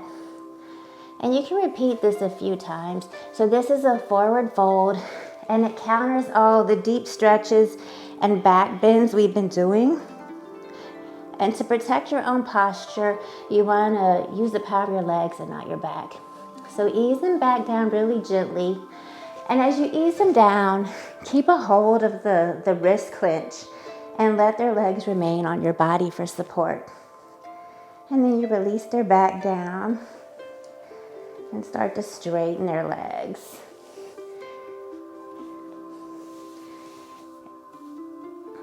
Relax them all the way onto the ground. And we're going to come to work with the belly a little bit. We're going to work with the belly a little. So let's find a yoga bolster or a pillow, some blankets to go underneath your partner's knees. So the position of your partner is really important. The knees should be bent up to help the front of the body relax more fully. And this is especially important for women because it protects the ovaries. So if you need to put a couple of pillows or some rolled blankets, even a yoga bolster, you're going to do whatever feels good. And then you want to tune in to your partner. So maybe you come to kneel by their side. And in this position, you can really listen to your partner's breath. And notice how fast or slow they're breathing. Notice if they're breathing more deeply or maybe a little bit more shallow. And allow your body to settle as you become aware of your own breath. And then place a relaxed hand on your partner's belly. And just let the weight of your hand rest without actively applying any extra pressure. So you want to be really comfortable here, or your partner might pick up on the tension through your hands. And just know that any sounds you hear coming from the belly are actually really welcomed. And it's good because it lets us know that there's energy moving and there's tension releasing. All 10 of the sin energy lines pass through the abdomen. So this is the energetic center of the body. And it's also the center where we digest not only the food that we eat, but also all of our experiences and our emotions. So the abdomen is really responsive to changes in our emotional state. And we can assess how relaxed we are by tuning into the belly and just learning to sense if it's feeling soft, if it's yielding, if it's hard, if it's resistant. And the more that we're able to release tension here, the more we can let go of tension throughout the whole body. So begin here with relaxing circles. And this initial movement is really superficial. So simple, make little circular motions across the surface of the abdomen. And you want to work smoothly and slowly with broad general strokes. And know that most of us are not used to having the belly massaged. So this can be a sensitive area, and we want to approach it with care. You don't ever want to work on a full stomach, so you want to wait and list at least 2 hours after a meal. And really work with your partner's breath here. So if you can't hear their breath, maybe ask them to breathe a little bit more deeply, more audibly, so that you can tune in. And working with the abdomen stimulates a sluggish digestion, and it eases constipation and encourages deep breathing into the lower part of the lungs. And it just helps to relax the whole body, releasing stiffness and tension into the low back. And it's good for back pain sufferers who find it too uncomfortable to lie on their belly and get a back massage. A quick little belly rub can provide much needed relief to the low back. And then we're going to move from circles into making waves. So this movement is a little deeper, and it can be very relaxing, can be used at any point in the abdominal energy work. So one hand goes over the other, and we're going to work into the soft, fleshy area between the rib cage and the hip. So the heel of your hand and the flats of your finger should move in a wave-like motion across the belly. Very gentle presses. So it's deeper pressures than the relaxing circles, but we're still being sensitive and moving very carefully. And we're going to start a process of palming from here. So you want to keep your arms straight, but not locked out, and your shoulders are relaxed. And you're going to sink your body weight down through the heel of your hand. And if the belly yields a bit, don't be afraid to sink all the way in. Just check that the pressure is okay with your partner. And if the abdomen starts to feel very sensitive, you may want to work a little bit more lightly. And you can kind of start maybe out near the hips, and then kind of work your way in towards the center, and then back out. Moving from the hips up towards the rib cage. And if this isn't feeling good to your partner, you can try more focused pressure by using just the flats of your fingers. And this gives greater control. So you would just place one hand on top of the other and work in the same way you would with palming, like this, sinking your body weight down through the flats of the fingers. And from here, we're going to move on up to the chest. So you're going to reposition your body. You're going to come into somewhat of a warrior stance. One knee comes down by your partner's hip and the other foot steps across their body. And we're going to begin by palming the chest. So you overstep your partner's body and make sure you can drop your weight down directly over the rib cage from how you're positioned. Keep your arms straight and keep your shoulders relaxed. Your partner stays in place. Keep the support under their knees. Arms straight, shoulders relaxed. Place your hands on the ribs, well below the nipples, and allow your partner's ribs to expand on the inhale. And then when they begin to exhale, that's when you sink into the rib cage. Following the breath out as far as your partner wants to go with this. And you'll repeat this a few times. And so you want to make sure that you're not pressing on the area around the nipple, and you don't put force the breath out but beyond your partner's natural breath. So the chest and rib cage area can hold a lot of tension, but we do want to approach it with sensitivity. And we're working slowly and smoothly. You want to maintain an easy rhythm as we move in and out, and make sure that you're comfortable, or as comfortable as you can be, as this is going to enable you to listen with greater sensitivity. And this will really help to protect against coughs, colds, lung and throat infections. It's also going to stimulate your partner's immune system as a whole. So we're going to pause here and then place your hands a good bit above the nipples, palm in, fingers out, kind of following the breath. So if your partner has larger breast area, you want to take care and be very sensitive and gentle. So we're up, not quite all the way to the shoulders. We're still in the chest, but we're working up, moving towards the shoulders, towards the collarbone. And we're just kind of rocking back and forth here. Palming from side to side. A little bit of pressure here in the chest. And this whole routine helps to open lung cavity and encourage deeper breathing. Still stimulates the sense of nama, that central energy line that runs up through the core of the body, incorporating all of our chakras and our spinal column. And this line affects not just the mechanical workings of the rib cage and lungs, but it's also directly linked to the energetic heart center of the body. All right, so from here we're gonna find the nest. It's like a bowl-shaped dip just inside the shoulder joint. And you're gonna place the heel of the hand gently into this dip as you sink in and out 2 to 3 times. And just know that while these techniques may seem simple, they can have a really powerful effect on your partner. And when you're ready, you can cross your hands to either shoulder. So your arms are crossed, so the opposite hand sits in the nest. And as you sink your body weight in, you'll sense a feeling of opening up the chest, the width of the chest. Work with your breath and your partner's breath.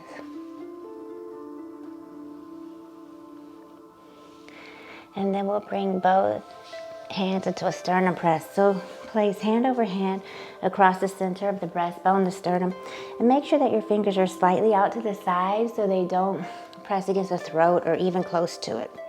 And you want to be equally careful not to press too low, as there is some fragile cartilage at the base of the breastbone. So work with the breath here. Repeat this 2 to 3 times. Pressing down on the exhale.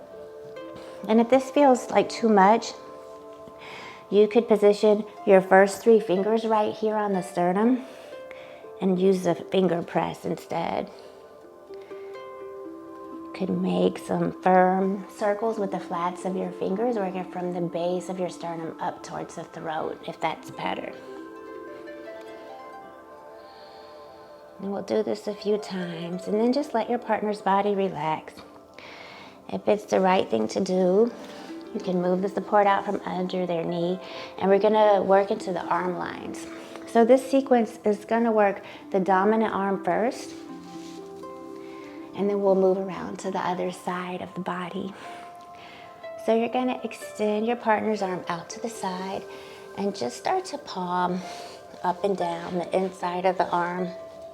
Maybe start with one hand near the wrist and the other above the elbow, and you palm in the same rhythmic way that you did the leg line. So just kind of rocking the weight from one hand to the other, and make sure that your body posture is relaxed and steady. And you'll do 1 round of palming, and then do maybe a round of thumbing. So palm the whole arm up and down, and then we'll start to thumb. And as you thumb the lower and upper arm, you do it separately because they have slightly different techniques. So you'll begin between the tendons just above the wrist and walk the thumbs alternatively up towards the elbow joint and then back down again. And then when you begin to thumb the upper arms, you're going to use both thumbs at the same time instead of the usual alternate pressure. So you'll bring the tips of the thumbs together and you're going to kind of roll and squeeze the bicep muscle up away from the bone. And use your fingers to give counter pressure on the back of the arms. Start with your thumbs above the elbow and work up towards the armpit. We use our arms to express what we want in life.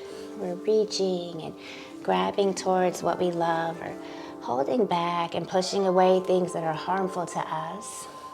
So this arm energy exchange is really important. And finish by palming the arm one more time. And then from this position, seated at the side of your partner, the side that you're working, you're gonna sit back, take your partner's hand with you, and create space in their armpit. So you can fix the sole of your foot in their armpit, and then holding on to their wrist, kind of the arm above the wrist to protect the joint, you lean back into the stretch, and then release. And just repeat this a few times. This opens up the armpit and stretches out the outside of the upper arm. So the body isn't going to move so much. It's really a subtle movement, a very contained stretch.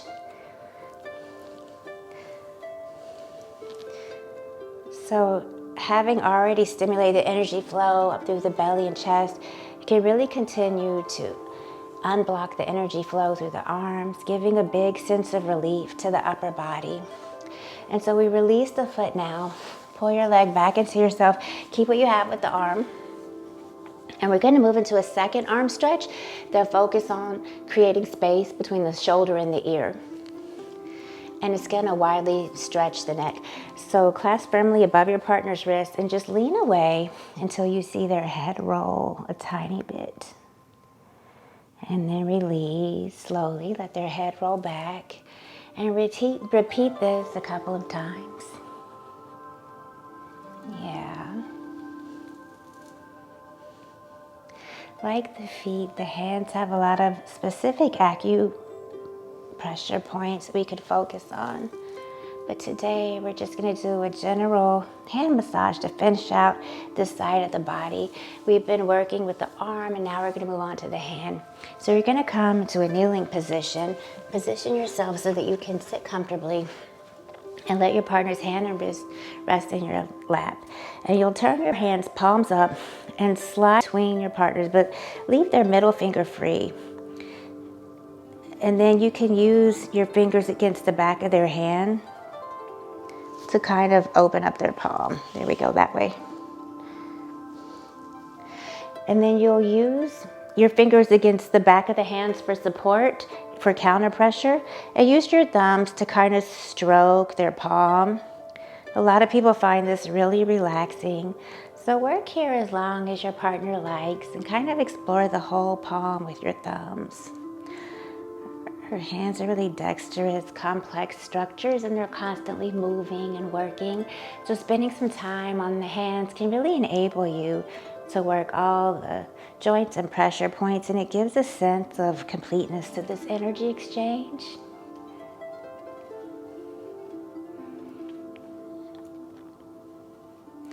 There is one pressure point that's called the Hegu point, and it's used for all kinds of things.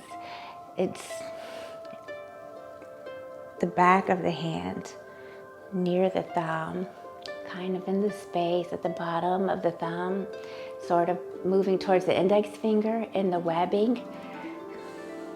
And you would not want to come anywhere near that point for anyone who's pregnant.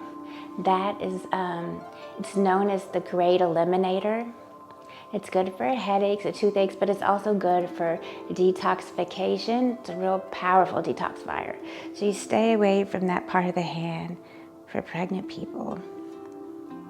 And then we're going to start to create some space in the finger joints and relieve stiff fingers. So release what you have. Firmly hold on to the palm of your partner's hand with one of your hands, and then use your thumb and forefinger to rotate around all the joints of each finger, working from the knuckle to the tip, and just squeeze and lengthen each finger.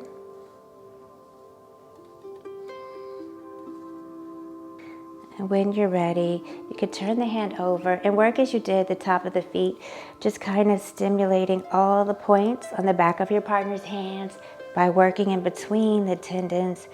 You can either use your thumbs to massage firmly from your wrist up towards the knuckles, giving a gentle pinch to the webbing between the fingers, or you can use the flats of your fingers to work this area. And if your partner is not pregnant and you'd like to find that eagle point, you would turn your partner's hand slightly on its side and go right up into the webbing of the hand. Come away from the joint slightly, angle towards the finger joint, and pinch firmly with the thumb and forefinger for maximum effect. It's kind of that webbing between the thumb and the index finger. Pinch really firmly with the thumb and forefinger for maximum effect. And if it feels a little painful, you've hit the spot. So just encourage your partner to breathe.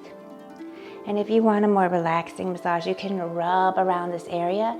But for therapeutic use, you want to work with really strong pressure and hold for as long as possible before you release. And the feeling should be one of good pain, which eases as soon as you ease off the pressure.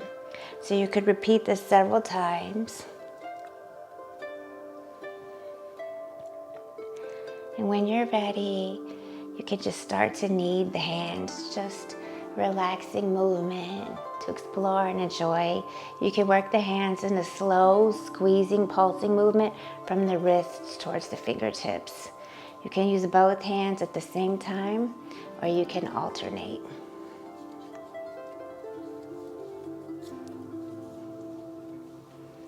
And as you're finishing this, we're going to start moving into the wrists. A very sensitive, overused joint that a lot of times suffer from compression and strain. So we're going to bring a sense of freedom and release to the wrists. And as you're ready, you can bring your partner's wrist between the heels of your hand and let their hand totally relax. Let it be a little floppy. And then start to rub your hands together, letting their fingers flop back and forth as you do.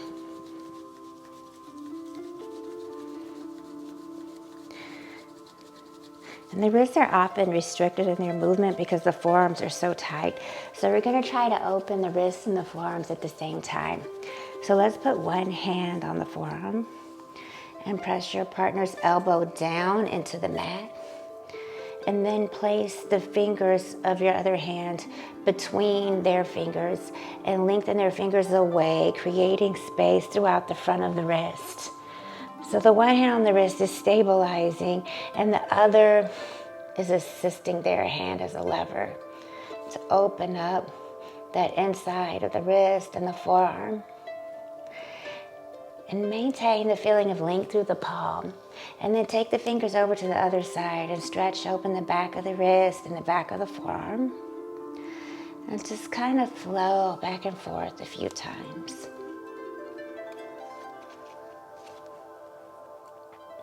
Check in with your partner to see if there's anything else that they need.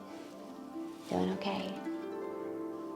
And then to finish this hand energy exchange, hold your partner's hand between yours and firmly you just kind of sweep from the wrist to the fingertips and repeat this a couple of times.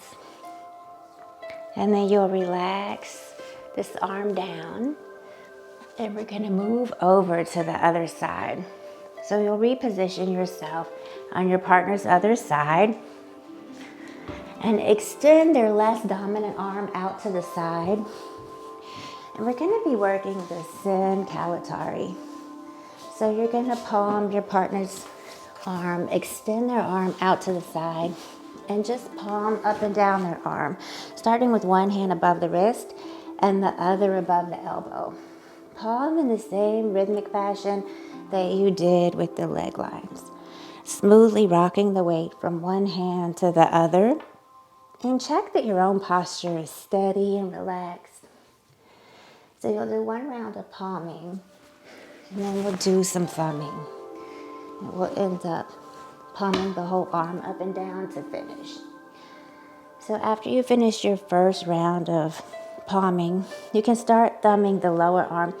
And remember that we thumb the lower and upper arms separately because they use different techniques. So you begin between the tendons just above the wrist and walk the thumbs alternately up the elbow joint and then back down. And when you're ready, you'll use both thumbs at the same time instead of the usual alternate pressure on the upper arm. So brace the tips of the thumbs together and just roll and squeeze the bicep muscle up, away from the bone. Use your fingers to give counter pressure on the back of the arm. And start with your thumbs above the elbow and work up towards the armpit. And when you're finished, palm the arm one more time, the entire arm. And then you're going to begin to sit back and take your partner's hand with you as you hold on around the wrist and create space in the armpit so that you can fix the sole of your foot in their armpit. Straighten the leg and just lean back into the stretch. Hold the arm a little above the wrist to protect that joint and gently lean back and then release. And we repeat this a few times. So we're just opening the armpit, stretching the upper arm. And the whole body is not going to move. This is a subtle thing. And then we're going to prepare to go into the second arm stretch. So draw your leg back in towards your body. And this stretch is going to focus on creating space between the shoulder and the ear, gently stretching the neck. So clasp firmly above your partner's wrist and then lean away until you see their head move a little bit. And then release slowly, let the head roll back. Repeat this a couple of times.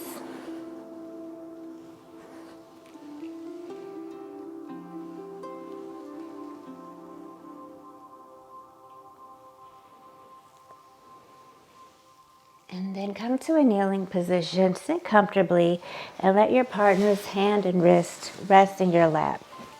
Turn your hands palms up and slide your fingers between your partner's fingers, leaving their middle finger free. So use the resistance of your fingers against the back of their hand to open up the palm. And then using your thumbs, you'll firmly stroke from the wrist into the center of the palm. And use your fingers on the back of the hand just to add a little counter pressure. And this can be super relaxing. So stay here as long as your partner needs and explore the whole palm with your thumbs.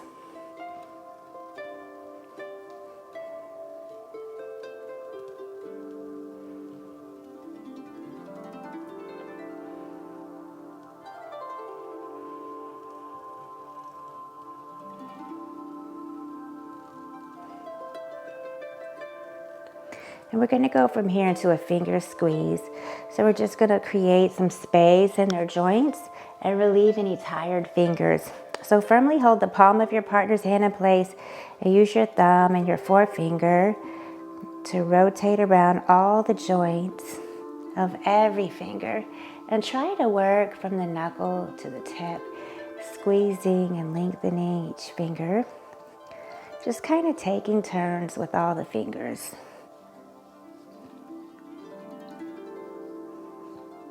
And when you're ready, we'll open up the back of the hand.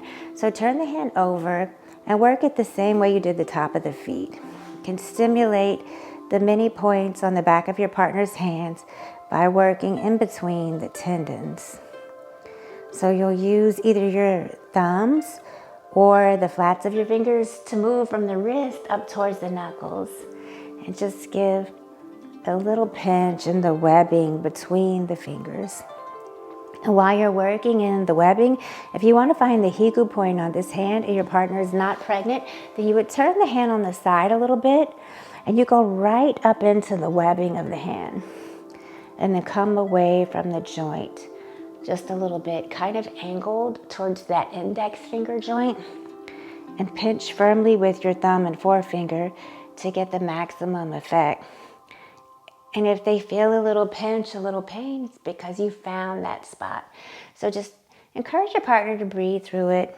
And remember that if you want to feel a little more relaxing, you can kind of just rub around that area. But if you want to use it more therapeutically, if they need a painkiller, if they have a headache, or they need to detox, then you would just press and hold. And we finish off the hands just by kneading them. So it's a really relaxing movement just to kind of explore and play around with. And you can work the hands in a slow, pulsing, squeezing movement from the wrist towards the fingertips. And just use your hands either together or one at a time, whatever makes the most sense for you. So you play with that as long as you like.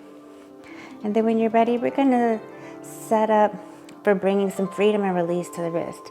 So you'll hold your partner's wrist between the heels of your hands and let their hand totally fall relaxed. And then you start to rub your hands together, letting their fingers flop a little back, a little forth.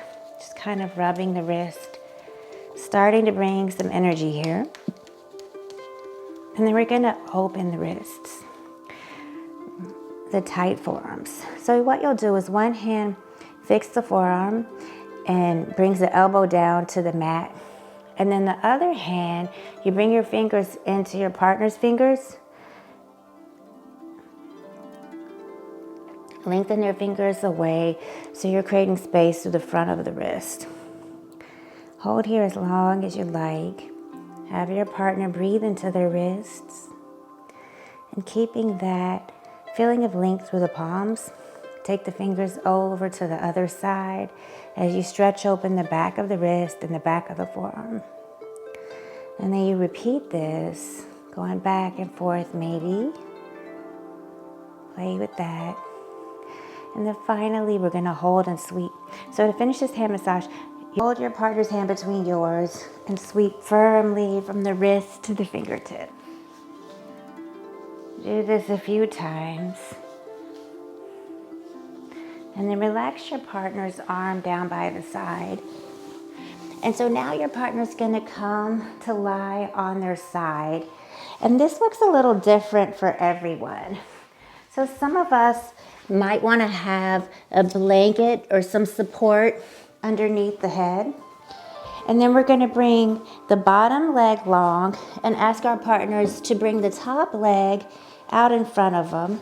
And the bottom arm is going to extend out in front of them, just like that. And we're going to have them keep this front knee bent almost at a 90-degree angle. So the front knee is out on the floor, or maybe a pillow in front of them, maybe a blanket. You could really do the whole Thai yoga energy exchange from this position. I'm going to increase the support under his head a little bit. And today we're going to use this position to work into the shoulders and the neck. So you'll be behind your partner. We're going to kneel at your partner's shoulder blade and slide your body up underneath their back. Circle your arm underneath theirs and clasp one hand around the front and one around the back of the shoulder. And make sure that your partner's forearm is nice and floppy, and slowly begin to rotate their whole shoulder joint, kind of drawing as big a circle as you can. First moving in one direction, and eventually you can change directions. And you'll discover that this position is really effective for helping to free up energy that's been blocked around the shoulders and the neck. Kind of even things out here, making sure that you've gone both directions. And then find a little stillness. Now you've loosened up the shoulder, so we're going to do a neck stretch. It's going to work a little deeper into the neck and up into the base of the skull. So keep the front hand clasped around the top of your partner's shoulder, And slide your other hand up the neck so that its heel rests against the occipital ridge at the base of the skull. So you'll fix your hand here and then lean away to create some space between the shoulder and the ear. And check the pressure with your partner, because sometimes we put a lot more pressure than we realize we are here in this stretch.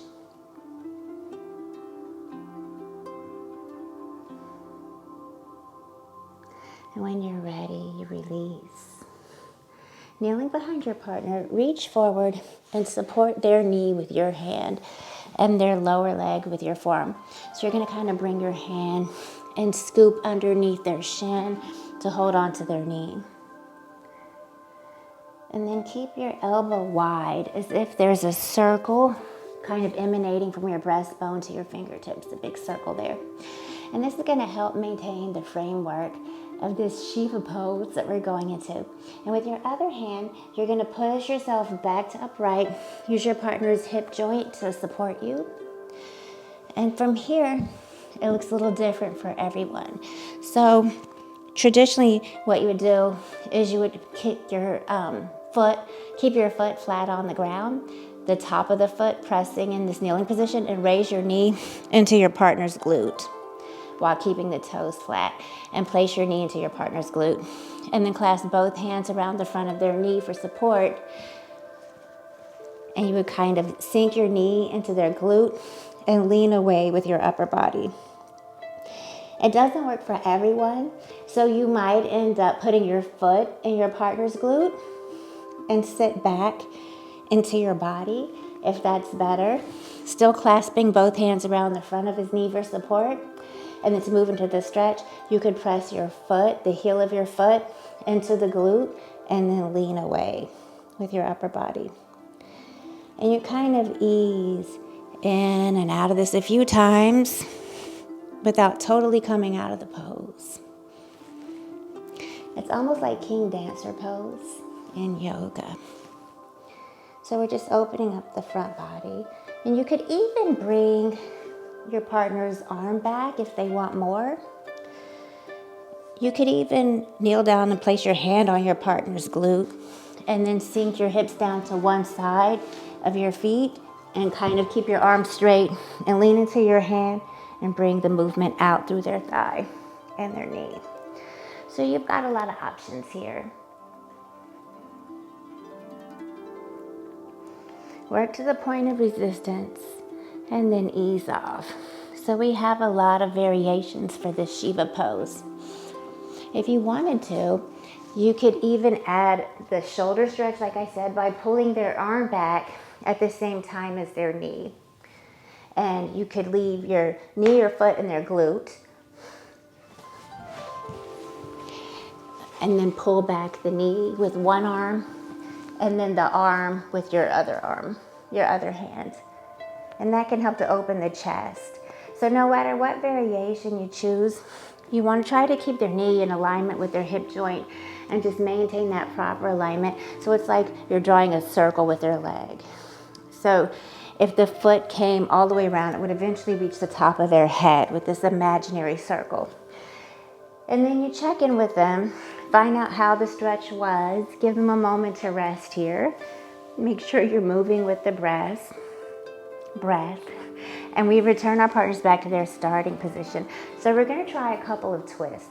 So we're going to start with an open spinal twist in the side position. So whenever we're working in the side position, the recipient body is completely at rest.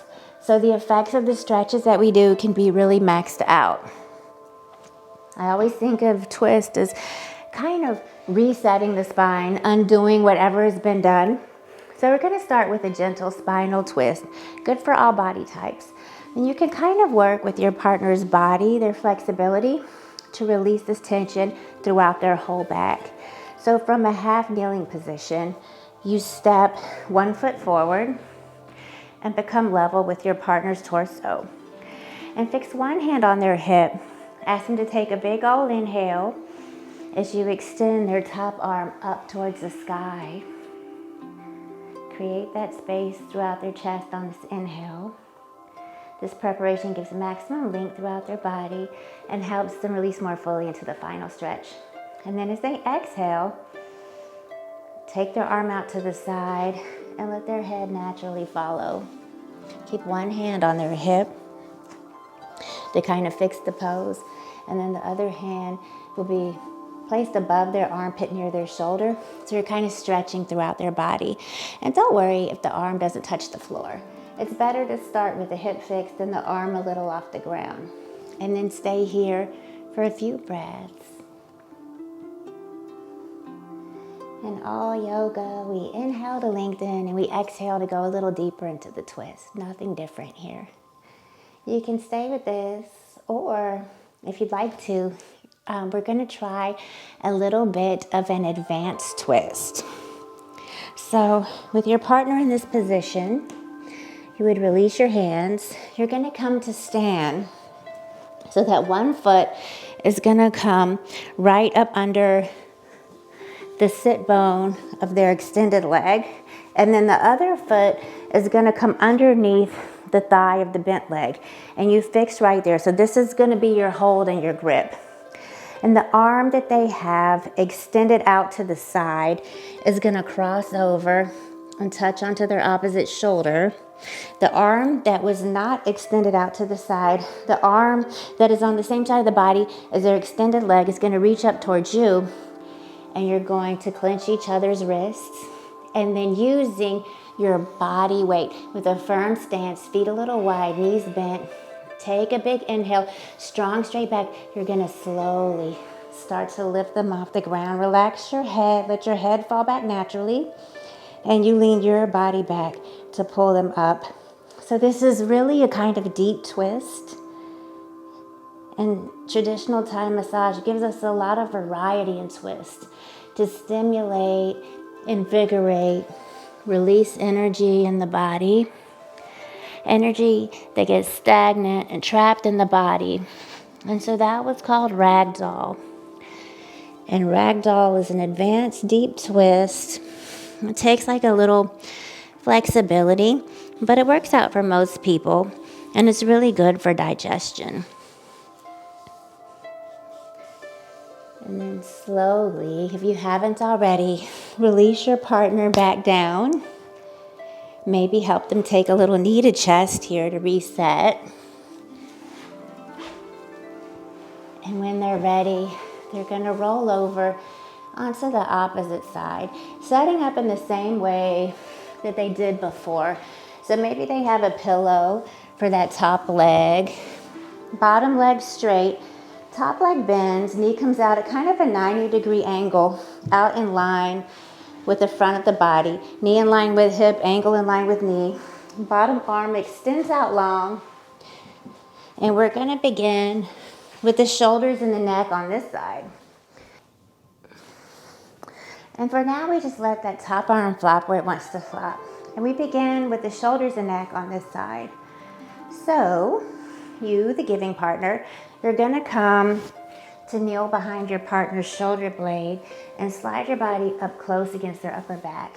And then circle your arm underneath theirs. Kind of clasp one hand around the front and one around the back of the shoulder. And make sure that their forearm is floppy, relaxed, not holding any tension. And then super slowly, you start to rotate the whole shoulder joint, drawing big circles. And move from your center, from your core. So you're not moving from your arms or your shoulders. You're moving from your core. And this is just an easy, gentle movement that relaxes the neck and the entire shoulder joint. It can also help to open up the chest sometimes for people. And then when you're ready, reverse direction. And we're pretty deep into our energy exchange now. So you can almost kind of feel the energy moving. You can feel that we've got the energy flowing and moving. It's moving through these energy lines, and you can feel the progress with what we're doing here. And when you're ready, come to stillness. So we've loosened up the shoulder, and we're going to work a little deeper into the neck, the base of the skull. So keep that front hand clasped around the top of your partner's shoulder, and then slide your other hand up the neck, and the heel of your hand comes to rest against their occipital ridge at the base of their skull. So fix your hand there, fingers spread a little wide, And then lean away, keeping your arms straight. So you're creating some space between the shoulder and the ear. And check in with the pressure. This is the one where sometimes we put in more pressure than we realize. Just breathe into it. Have your partner breathe with you. And then we're going to move into Shiva pose. And this one, again, has so many options. So we're going to scooch you up to the wall a little closer so they can see. So you kind of want to imagine King Dancer pose, sometimes known as Lord Shiva pose in your mind. And so just know that that's what we're going for. And so the traditional Thai yoga techniques may or may not work. You may want to modify for you and your partner here. So you're going to come and kneel behind your partner. Reach forward to support their knee with your hand and their lower leg with your forearm. So your lower forearm is resting on their shin and your hand's kind of wrapping around to hold on to their knee. And this is the one where you're going to keep your elbow a little wide. So you're imagining a big circle of energy over on this side. From your collarbone and sternum all the way to your fingertips. So this helps us maintain the framework that we need to make this work. And then with your other hand, push yourself back up to upright and use your partner's hip joint to support you. And then you raise your knee, maybe, pressing your foot into the earth. Press your knee into your partner's glute, their buttocks, and press both hands around the front of their knee for support.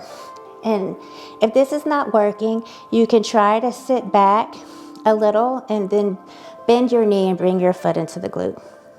And to move into the stretch, you sink the supporting part of your body into their glute and lean away with your upper body.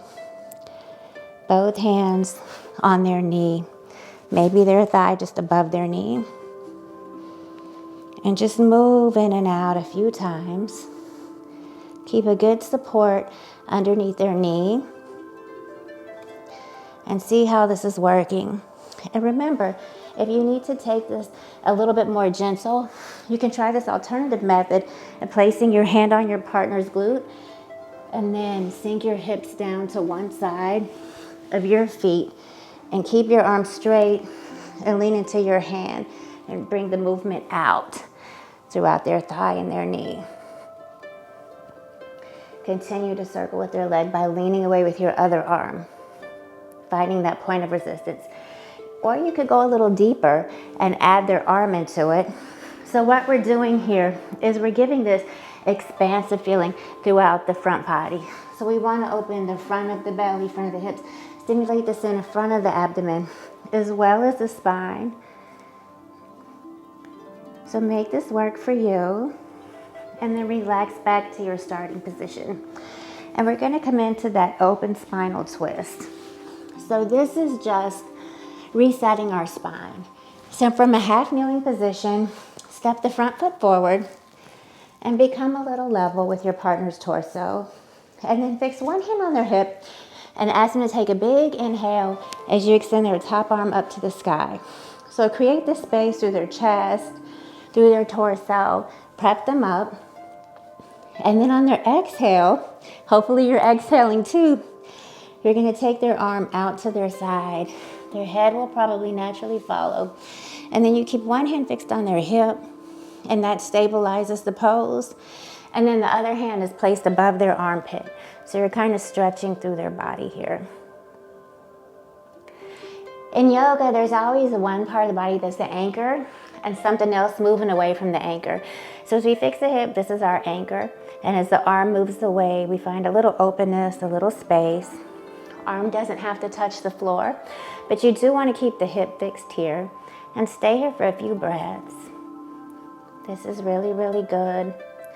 It's going to release tension through the whole back, the ribs, stimulate the internal organs. It's like wringing out the spine. All right, so remember you can stay here, or if you want to try ragdoll, the more advanced twist, you're going to come to stand. So the one foot is going to fix itself near the sit bone of your partner. Extended leg, and then maybe out to the side a bit. And the other foot is going to come underneath their bent leg. underneath that thigh. Kind of clip your ankle underneath their knee. And this becomes the fix of the pose, the anchor.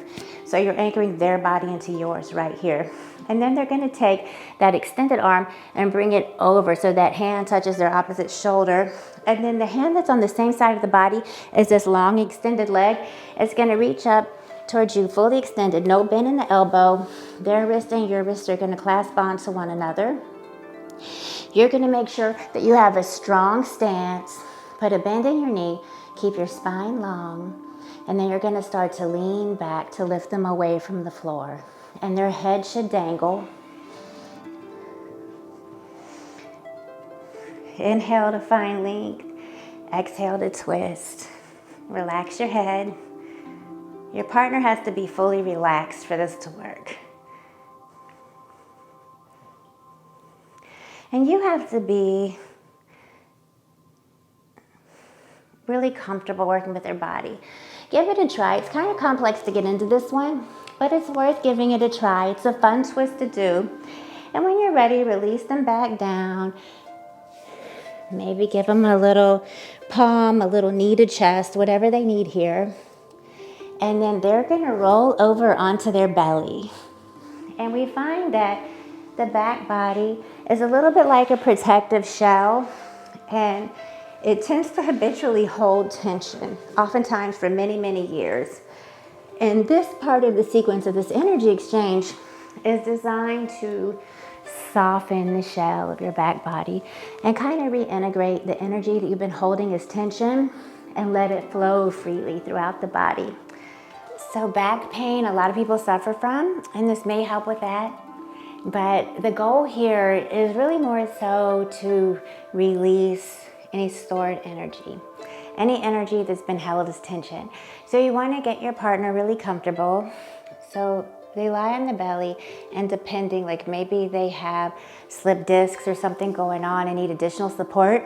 So you may even want to put a blanket underneath their chest and their belly. If they're feeling uncomfortable near the feet, you can roll up a blanket, maybe trifold and slide it underneath the tops of the feet and the ankles. And we're going to begin by just trying to integrate the back of the body. So we're going to start by walking the feet. And this is super easy, can be really satisfying for your partner, but you only do it if their heels fall comfortably out to the side with their ankles moving towards the mat. So start by facing away from your partner, I think is easier. You may want to use a wall or a chair for support, and you stand with the front of your feet on the mat, and then place your heels on your partner's insteps and just kind of shift your weight from side to side, almost like you're walking just kind of in place, just shifting your weight. Check the pressure with your partner and make sure that your heels are kind of well away from the balls of your partner's feet, because you don't want to put any direct pressure on their joints. And then we're going to step off of the feet and we're going to palm the backs of the legs. So what you'll do is you'll come to a kneeling position, maybe tuck your toes for a little bit of extra support,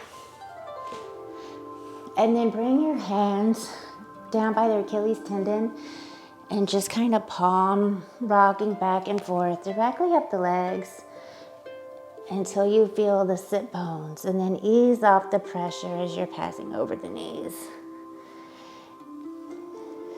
And this traditional palming for the back of the legs is just going to help to relax the hips and the upper and lower back, just helping to integrate the lower body, that energetic and physiological connection between the feet, the legs, the lower back. And once you palm the legs, we're going to bring the feet up to the sacrum. So there's a few variations, and this is meant to help open the lower back and kind of help to lengthen through the front of the hips and into the thighs as well as the ankle joints. So I'm going to give you 3 options. The one we see most often and is suitable for a lot of people is you would position yourself at your partner's feet and then take both of their feet up towards their glutes and lengthen through the front of their toes. And you would keep your posture wide there. So your knees would always be wider than theirs there. And you would keep your arms straight and just kind of sink your body weight into their feet. so their heels press into their glutes. If your partner's feeling a little stiff today, or they're feeling a little restricted through the front of the thighs, or they have some discomfort in the lower back, it may be more appropriate to kneel at the outside of the leg, and then facing sideways towards them, you would place your upper hand behind the knee and take the front of the foot up and towards the glute. You can even put a blanket there in the knee crease to protect, and your hand there will help to protect that knee. And you just kind of do this one leg at a time, and encourage your partner to stay relaxed and heavy through the hips. And there's a third option that would lengthen the sacrum as you bring the feet in towards the glutes. So we come into a wide kneeling stance at your partner's feet. And then you would lift up their feet to rest against your chest. So you're kneeling with your knees to the outside of their body. Their feet are resting towards your chest. And then cup your hands towards their sacrum. And you kind of lean forward and scoop the sacrum back with the hands.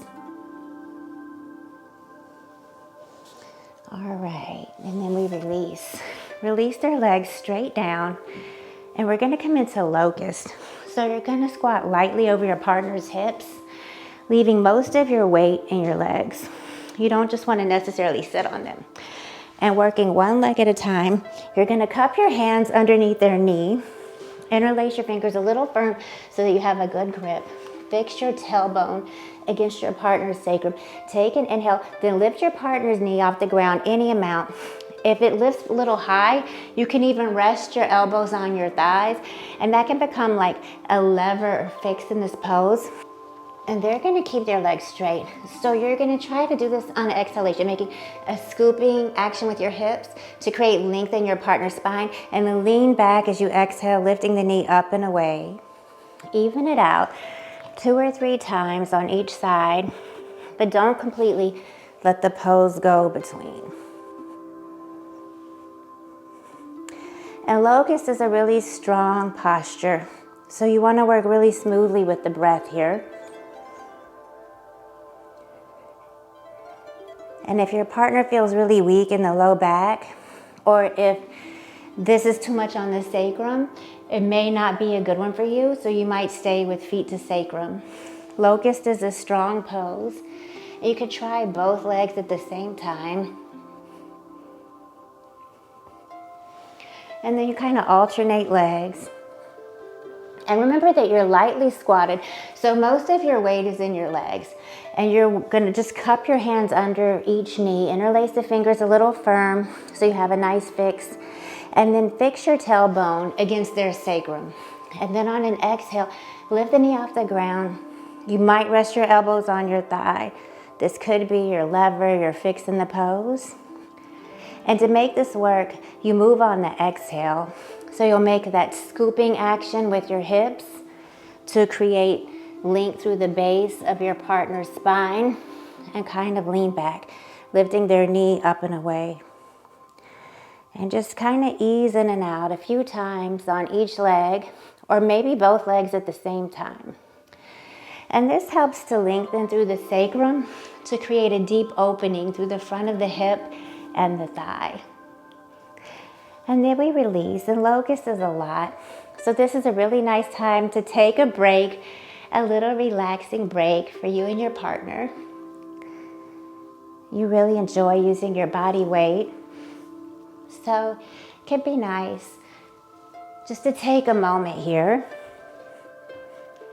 Get a little close into your partner, bend their knee up and out, and then with your lower hand, hold firmly around the ankle joint, support yourself. So you kind of slide part of your leg underneath their thigh and part of their leg on your other thigh. Kind of scoot up under them. And then you can just start to roll out this area. So we've kind of lifted their hip off the ground. And this is the leg we're holding on to. And their other leg stays behind you, extended straight out. So just kind of catch hold under their knee and just lift their leg high. And you can slide your thigh or your shin underneath their hip, and then extend your lower leg to kind of provide some support for their calf. And with your upper arm, you roll over the thigh, the glute, and the lower back of your partner, using that fleshy part of your forearm. And as you roll, you want to keep your other hand kind of secure on their lower leg. Yeah. And then you fix your upper hand on the hip and use your lower forearm to roll across the calf. Just work the fleshy part of the leg, and this should be really relaxing. So you just kind of ease your way out. And then you're going to scooch you out onto the other side. So again, you're almost going to be between their legs. So the leg you were just working comes to lie flat on the mat. And then for the other leg, you get close into your partner, bend your knee out to the side. Yeah, there we go. So we want to, there we go. So you may put your thigh under their thigh, and if that's too much hip opening for them, then you put like your lower leg under their thigh. And then you can bring your other thigh or shin underneath their lower leg. And then you can begin to roll out. You might fix your lower hand on the calf for support, and the upper arm is just rolling the thigh, the glute, maybe even the low back of your partner. Just enjoy this little break for both of you. And as you roll, keep your other hand securely on their lower leg. And then fix your upper hand on the hip and use the lower forearm to roll away across the calf. And then without disturbing them, you just kind of ease your way on out. We're going to keep the same position. Now we're going to work the energy lines at the back. We're going to palm those back lines. So what you're going to do here, you're going to come into a warrior style position. So kind of like a little low lunge. And your front foot is going to be by their ribs.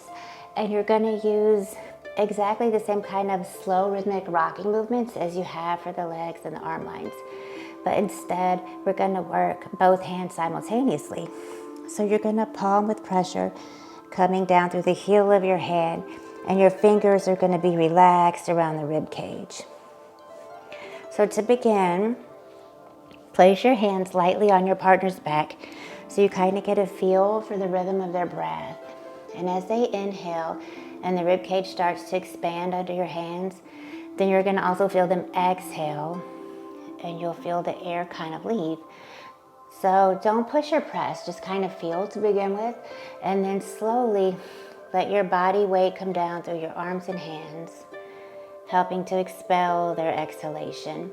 And then reposition your hands and work with the breath up and down this energy line of the back. So there's two energy lines that we're working. Line one is gonna run just along the left and right of the spine, and line two is about 1 inch out on either side, maybe a little more, give or take, depending on your body, your partner's body, and it's just out from the spine.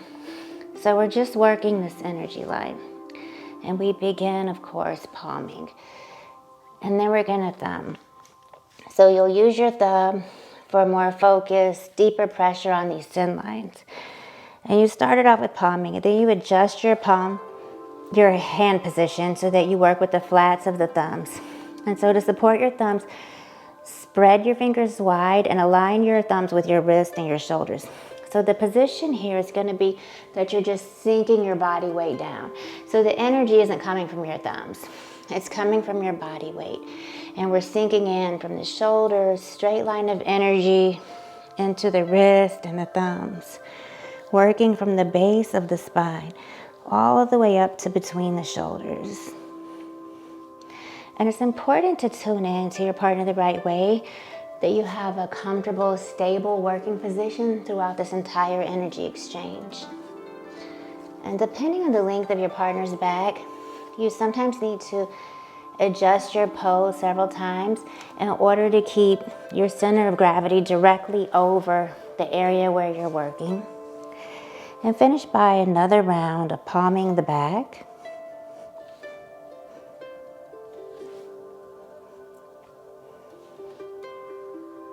Really good.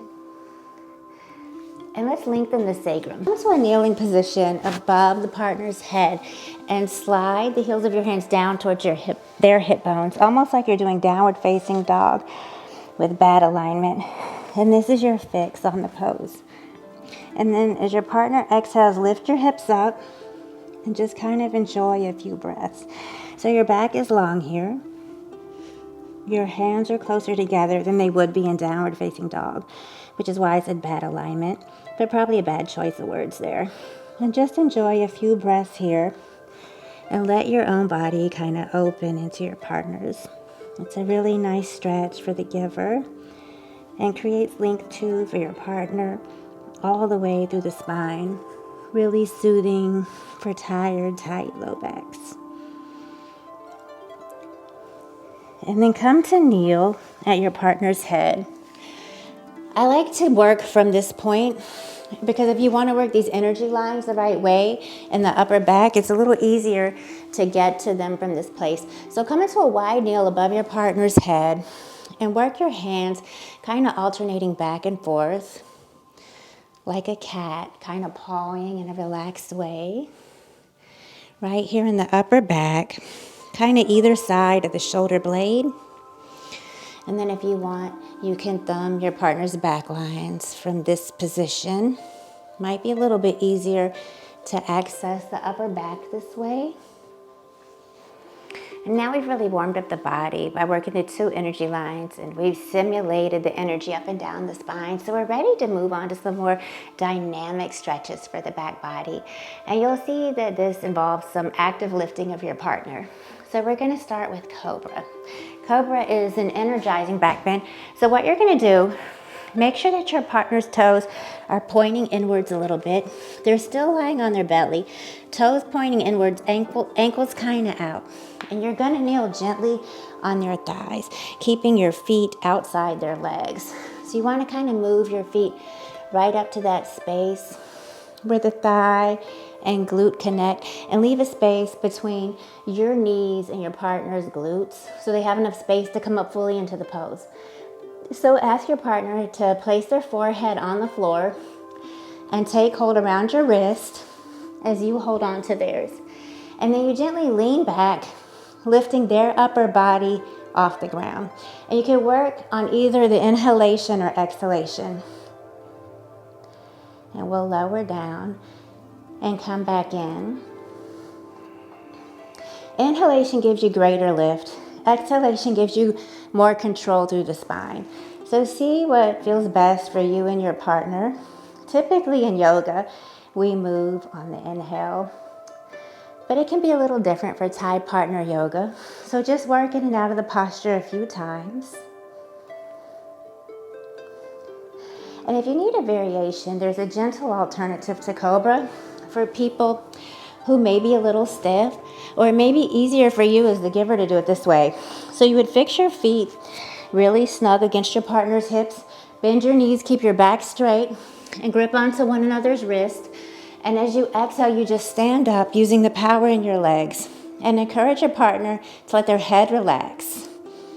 And you can repeat this a few times, just lowering and lifting. One more time. Relax your head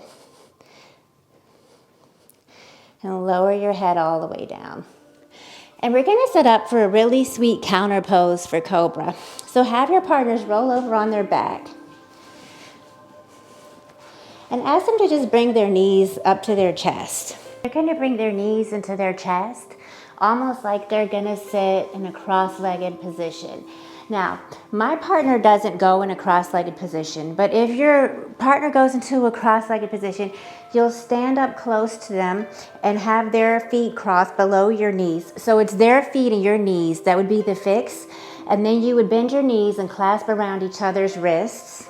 And on the exhalation, see if you can straighten your legs and lean away and lift your partner's upper body off the mat. And we're doing the variation here without crossed legs. Sink your knees in slightly for a deeper stretch, and then release your partner back down to the mat when you're ready. And you can repeat this a couple of times, and after the last time, You're gonna pull your partner all the way up to seated and pull them into a forward fold. So my partner for a forward fold is gonna use a few bolsters and maybe a block underneath his head. And this can be a really nice moment, to kind of give your partner a little percussion. And the vibration of these percussive techniques can really penetrate deep inside the body and kind of ground your partner. So you take a kneel or a warrior stance behind your partner. Keep your shoulders and wrists relaxed. Palms come together. Prayer position, kind of gluing the heels of your hands together. And imagine that the pads of your fingers are stuck lightly together. Keep the elbows a little wide and just make a chopping action with your hands. Contact the body with the sides of your baby fingers and you'll hear a little clacking sound that lets you know it's happening. Energy's moving, we're grounding in. All right, so before we wind down, let's have our partners come to sit so they can keep their legs where they are if that feels good. We want our partners to be really comfortable here. So maybe they're sitting on a block, a pillow, some blankets. We're gonna come out of the forward fold. They can bring a bolster under their hips. We'd like to get the hips higher than the knees so they can keep some space in the spine. So if they're rounding, they're not comfortable. So look at your partner. If you see rounding, figure out how you can prop up their body to get the hips a little higher than their knees so that they're not holding tension in the hips. And we're gonna kind of warm the shoulders up. So you're gonna come to stand behind your partner. Come a little close into your partner's body so they feel supported from behind. And make sure that you're stable and you're relaxed. Turn your wrists forward with your fingers pointing back towards you. And then place your palms on the fleshy part of the shoulders. And use your body weight to just sink into the shoulders. And just kind of slowly apply as much pressure as your partner enjoys here. So thumbs in front, fingers in back of the shoulders.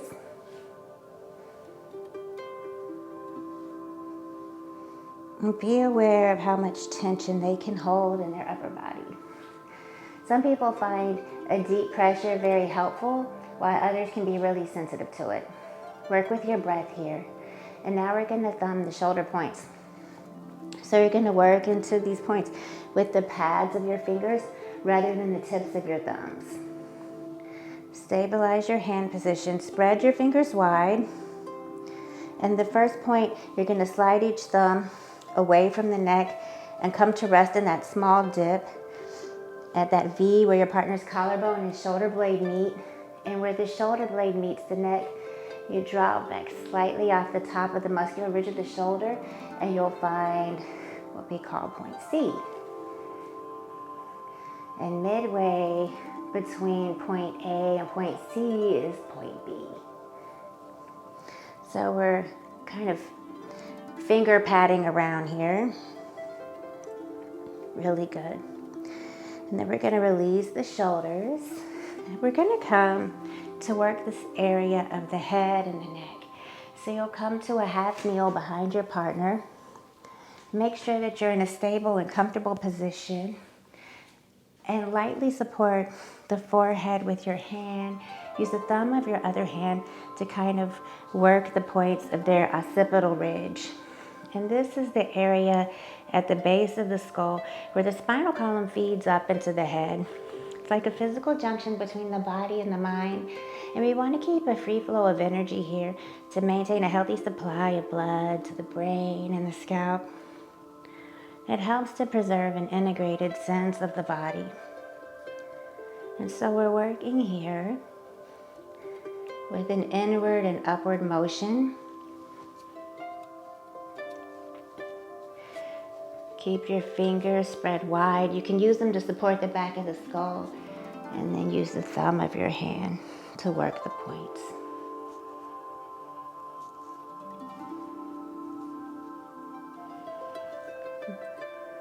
Slow but firm pressure. Now we're gonna palm the neck.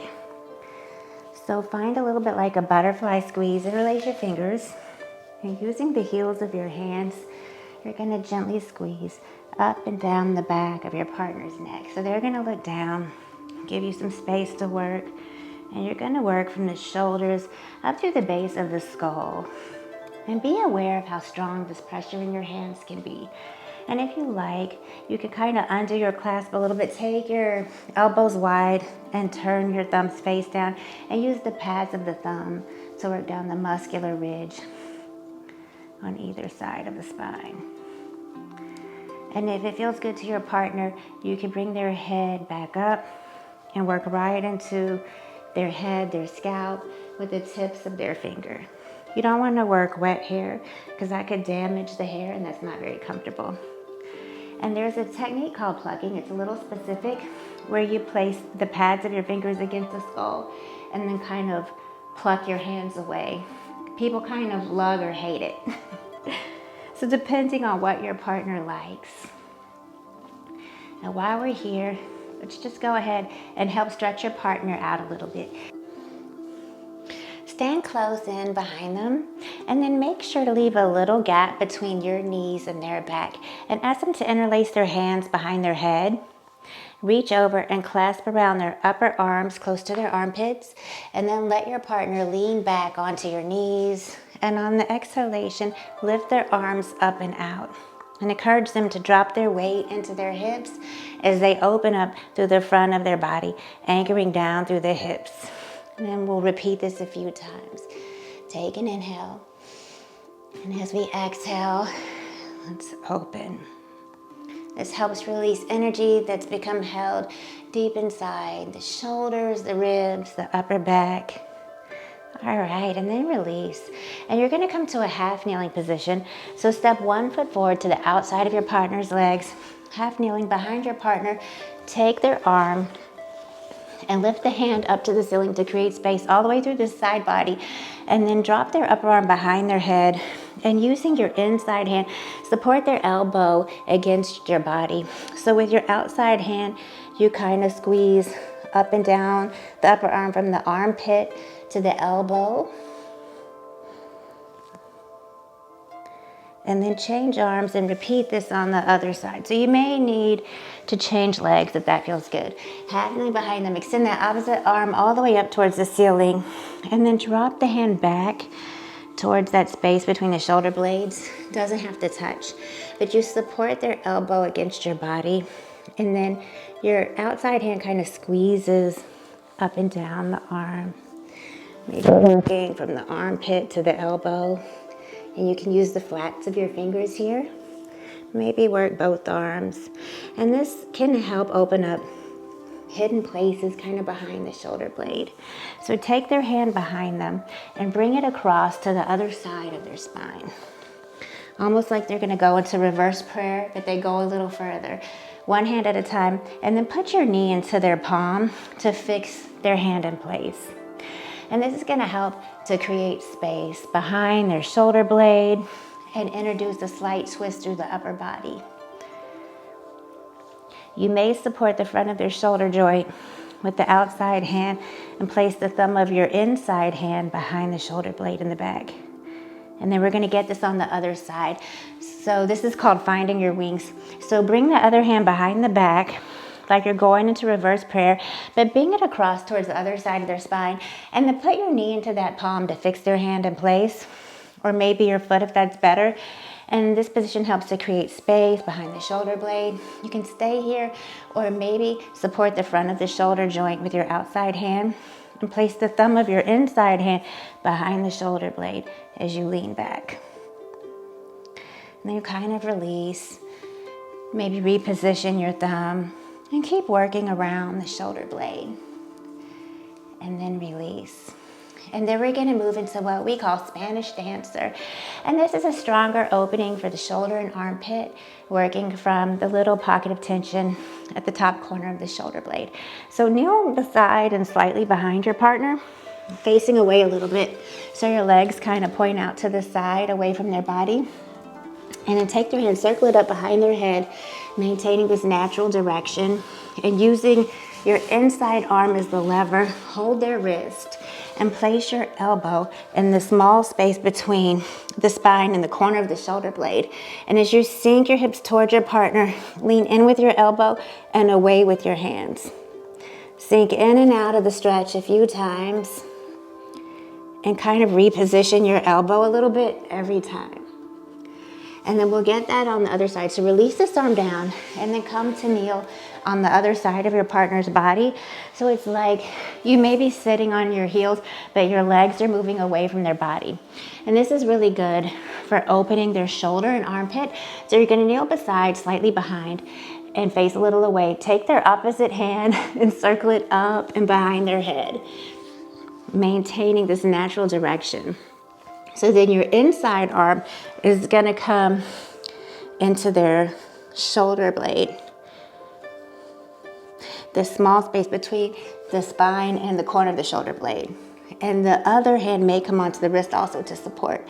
So as your hips sink towards your partner, you're gonna lean in with your elbow and away with your hand. So you're kind of pulling. And you just kind of sink in and out a few times. Check in with them to see how does this feel. And then we release. And we're gonna do a little back walk. So we're gonna scoot up on the mat a bit off of the bolster, and you're gonna sit far enough behind your partner so that you can almost stretch your legs out straight. So place your feet in the back below the shoulder blades on either side of the back. Take hold of their hands clasping around their thumbs, and as you straighten your legs, encourage your partner to let their weight fall back onto your feet, opening fully through their chest. Push them a little bit back towards sitting and kind of reposition your feet a little, and then repeat, working up and down the back. But you don't want to take the feet too low or they may feel some discomfort in the low back. And for this one, if they're sitting on too high of a support, you may have to take it down just a little bit. And keep your own chest lifted and your own back straight. Really good. And we're gonna do a little seated twist. So this is good all around twist. It's accessible for anybody. So ask your partner to clasp their hands behind their head, and you'll come to stand behind them slightly to one side and gently fix your thigh with the instep of your foot. Clasp your upper arms close to the armpits, and then inhale to lengthen. Exhale, you twist them towards you. Kind of away from you, actually. Their back twist towards you. Ease out on the inhalation and come back in on the exhalation. And then we'll get this on the other side. So you'll come to stand kind of behind them slightly to one side. Fix their thigh with the instep of your foot, and then clasp the upper arms close to the armpits so that your forearms are pressing against their arms that are extended out, elbows flared to the side. And just help ease them into the twist a few times. Really good. And we're gonna finish this seated sequence with a couple of forward bends. And these assisted forward bends will help to bring your partner's focus inwards, preparing them for deep relaxation. So I'm gonna show you a couple of variations. Let's start by having your partner extend their legs straight out and rest your knees against your partner's insteps of your foot. So you're in a kneeling position at their feet. And then you're gonna hold on to one another's wrists. And as they inhale, lift slightly through the front of their spine. As they exhale, you lean away, lengthening your partner's torso toward their feet. So you just lean back, kind of move in and out with the breath. And I'm gonna show you another variation here.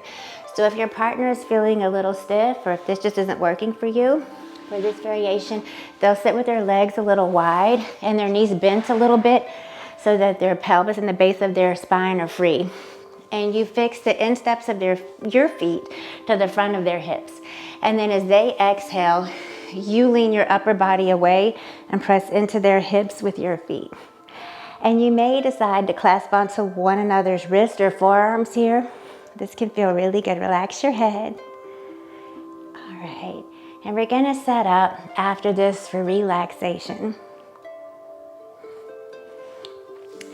So you might lay a blanket on the mat, but your partner lays flat on their back.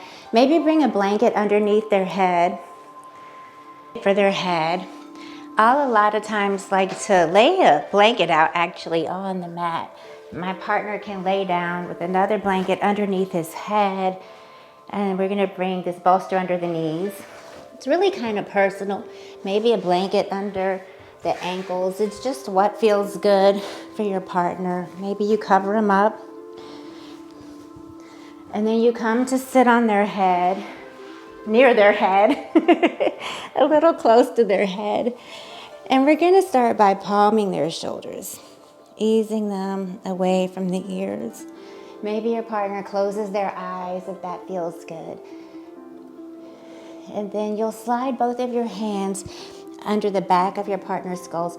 Fix your palms against their occipital ridge and lean away, just gently lengthening the back of the neck. And there are some holds you can do on the face that can feel really good. Some different things you can do. It's personal, not everyone likes them. So one thing you can do, you can cup your hands gently over your partner's eye sockets and let the heel of each hand kind of rest on the brow and the fingers rest on the cheekbones. And this is just a way of like shutting down. Breathe here for a few minutes, few breaths at least. Then we move to the ear hold. So you'll cup your hands around your partner's ears, shutting out external sounds, helps to bring their focus inwards.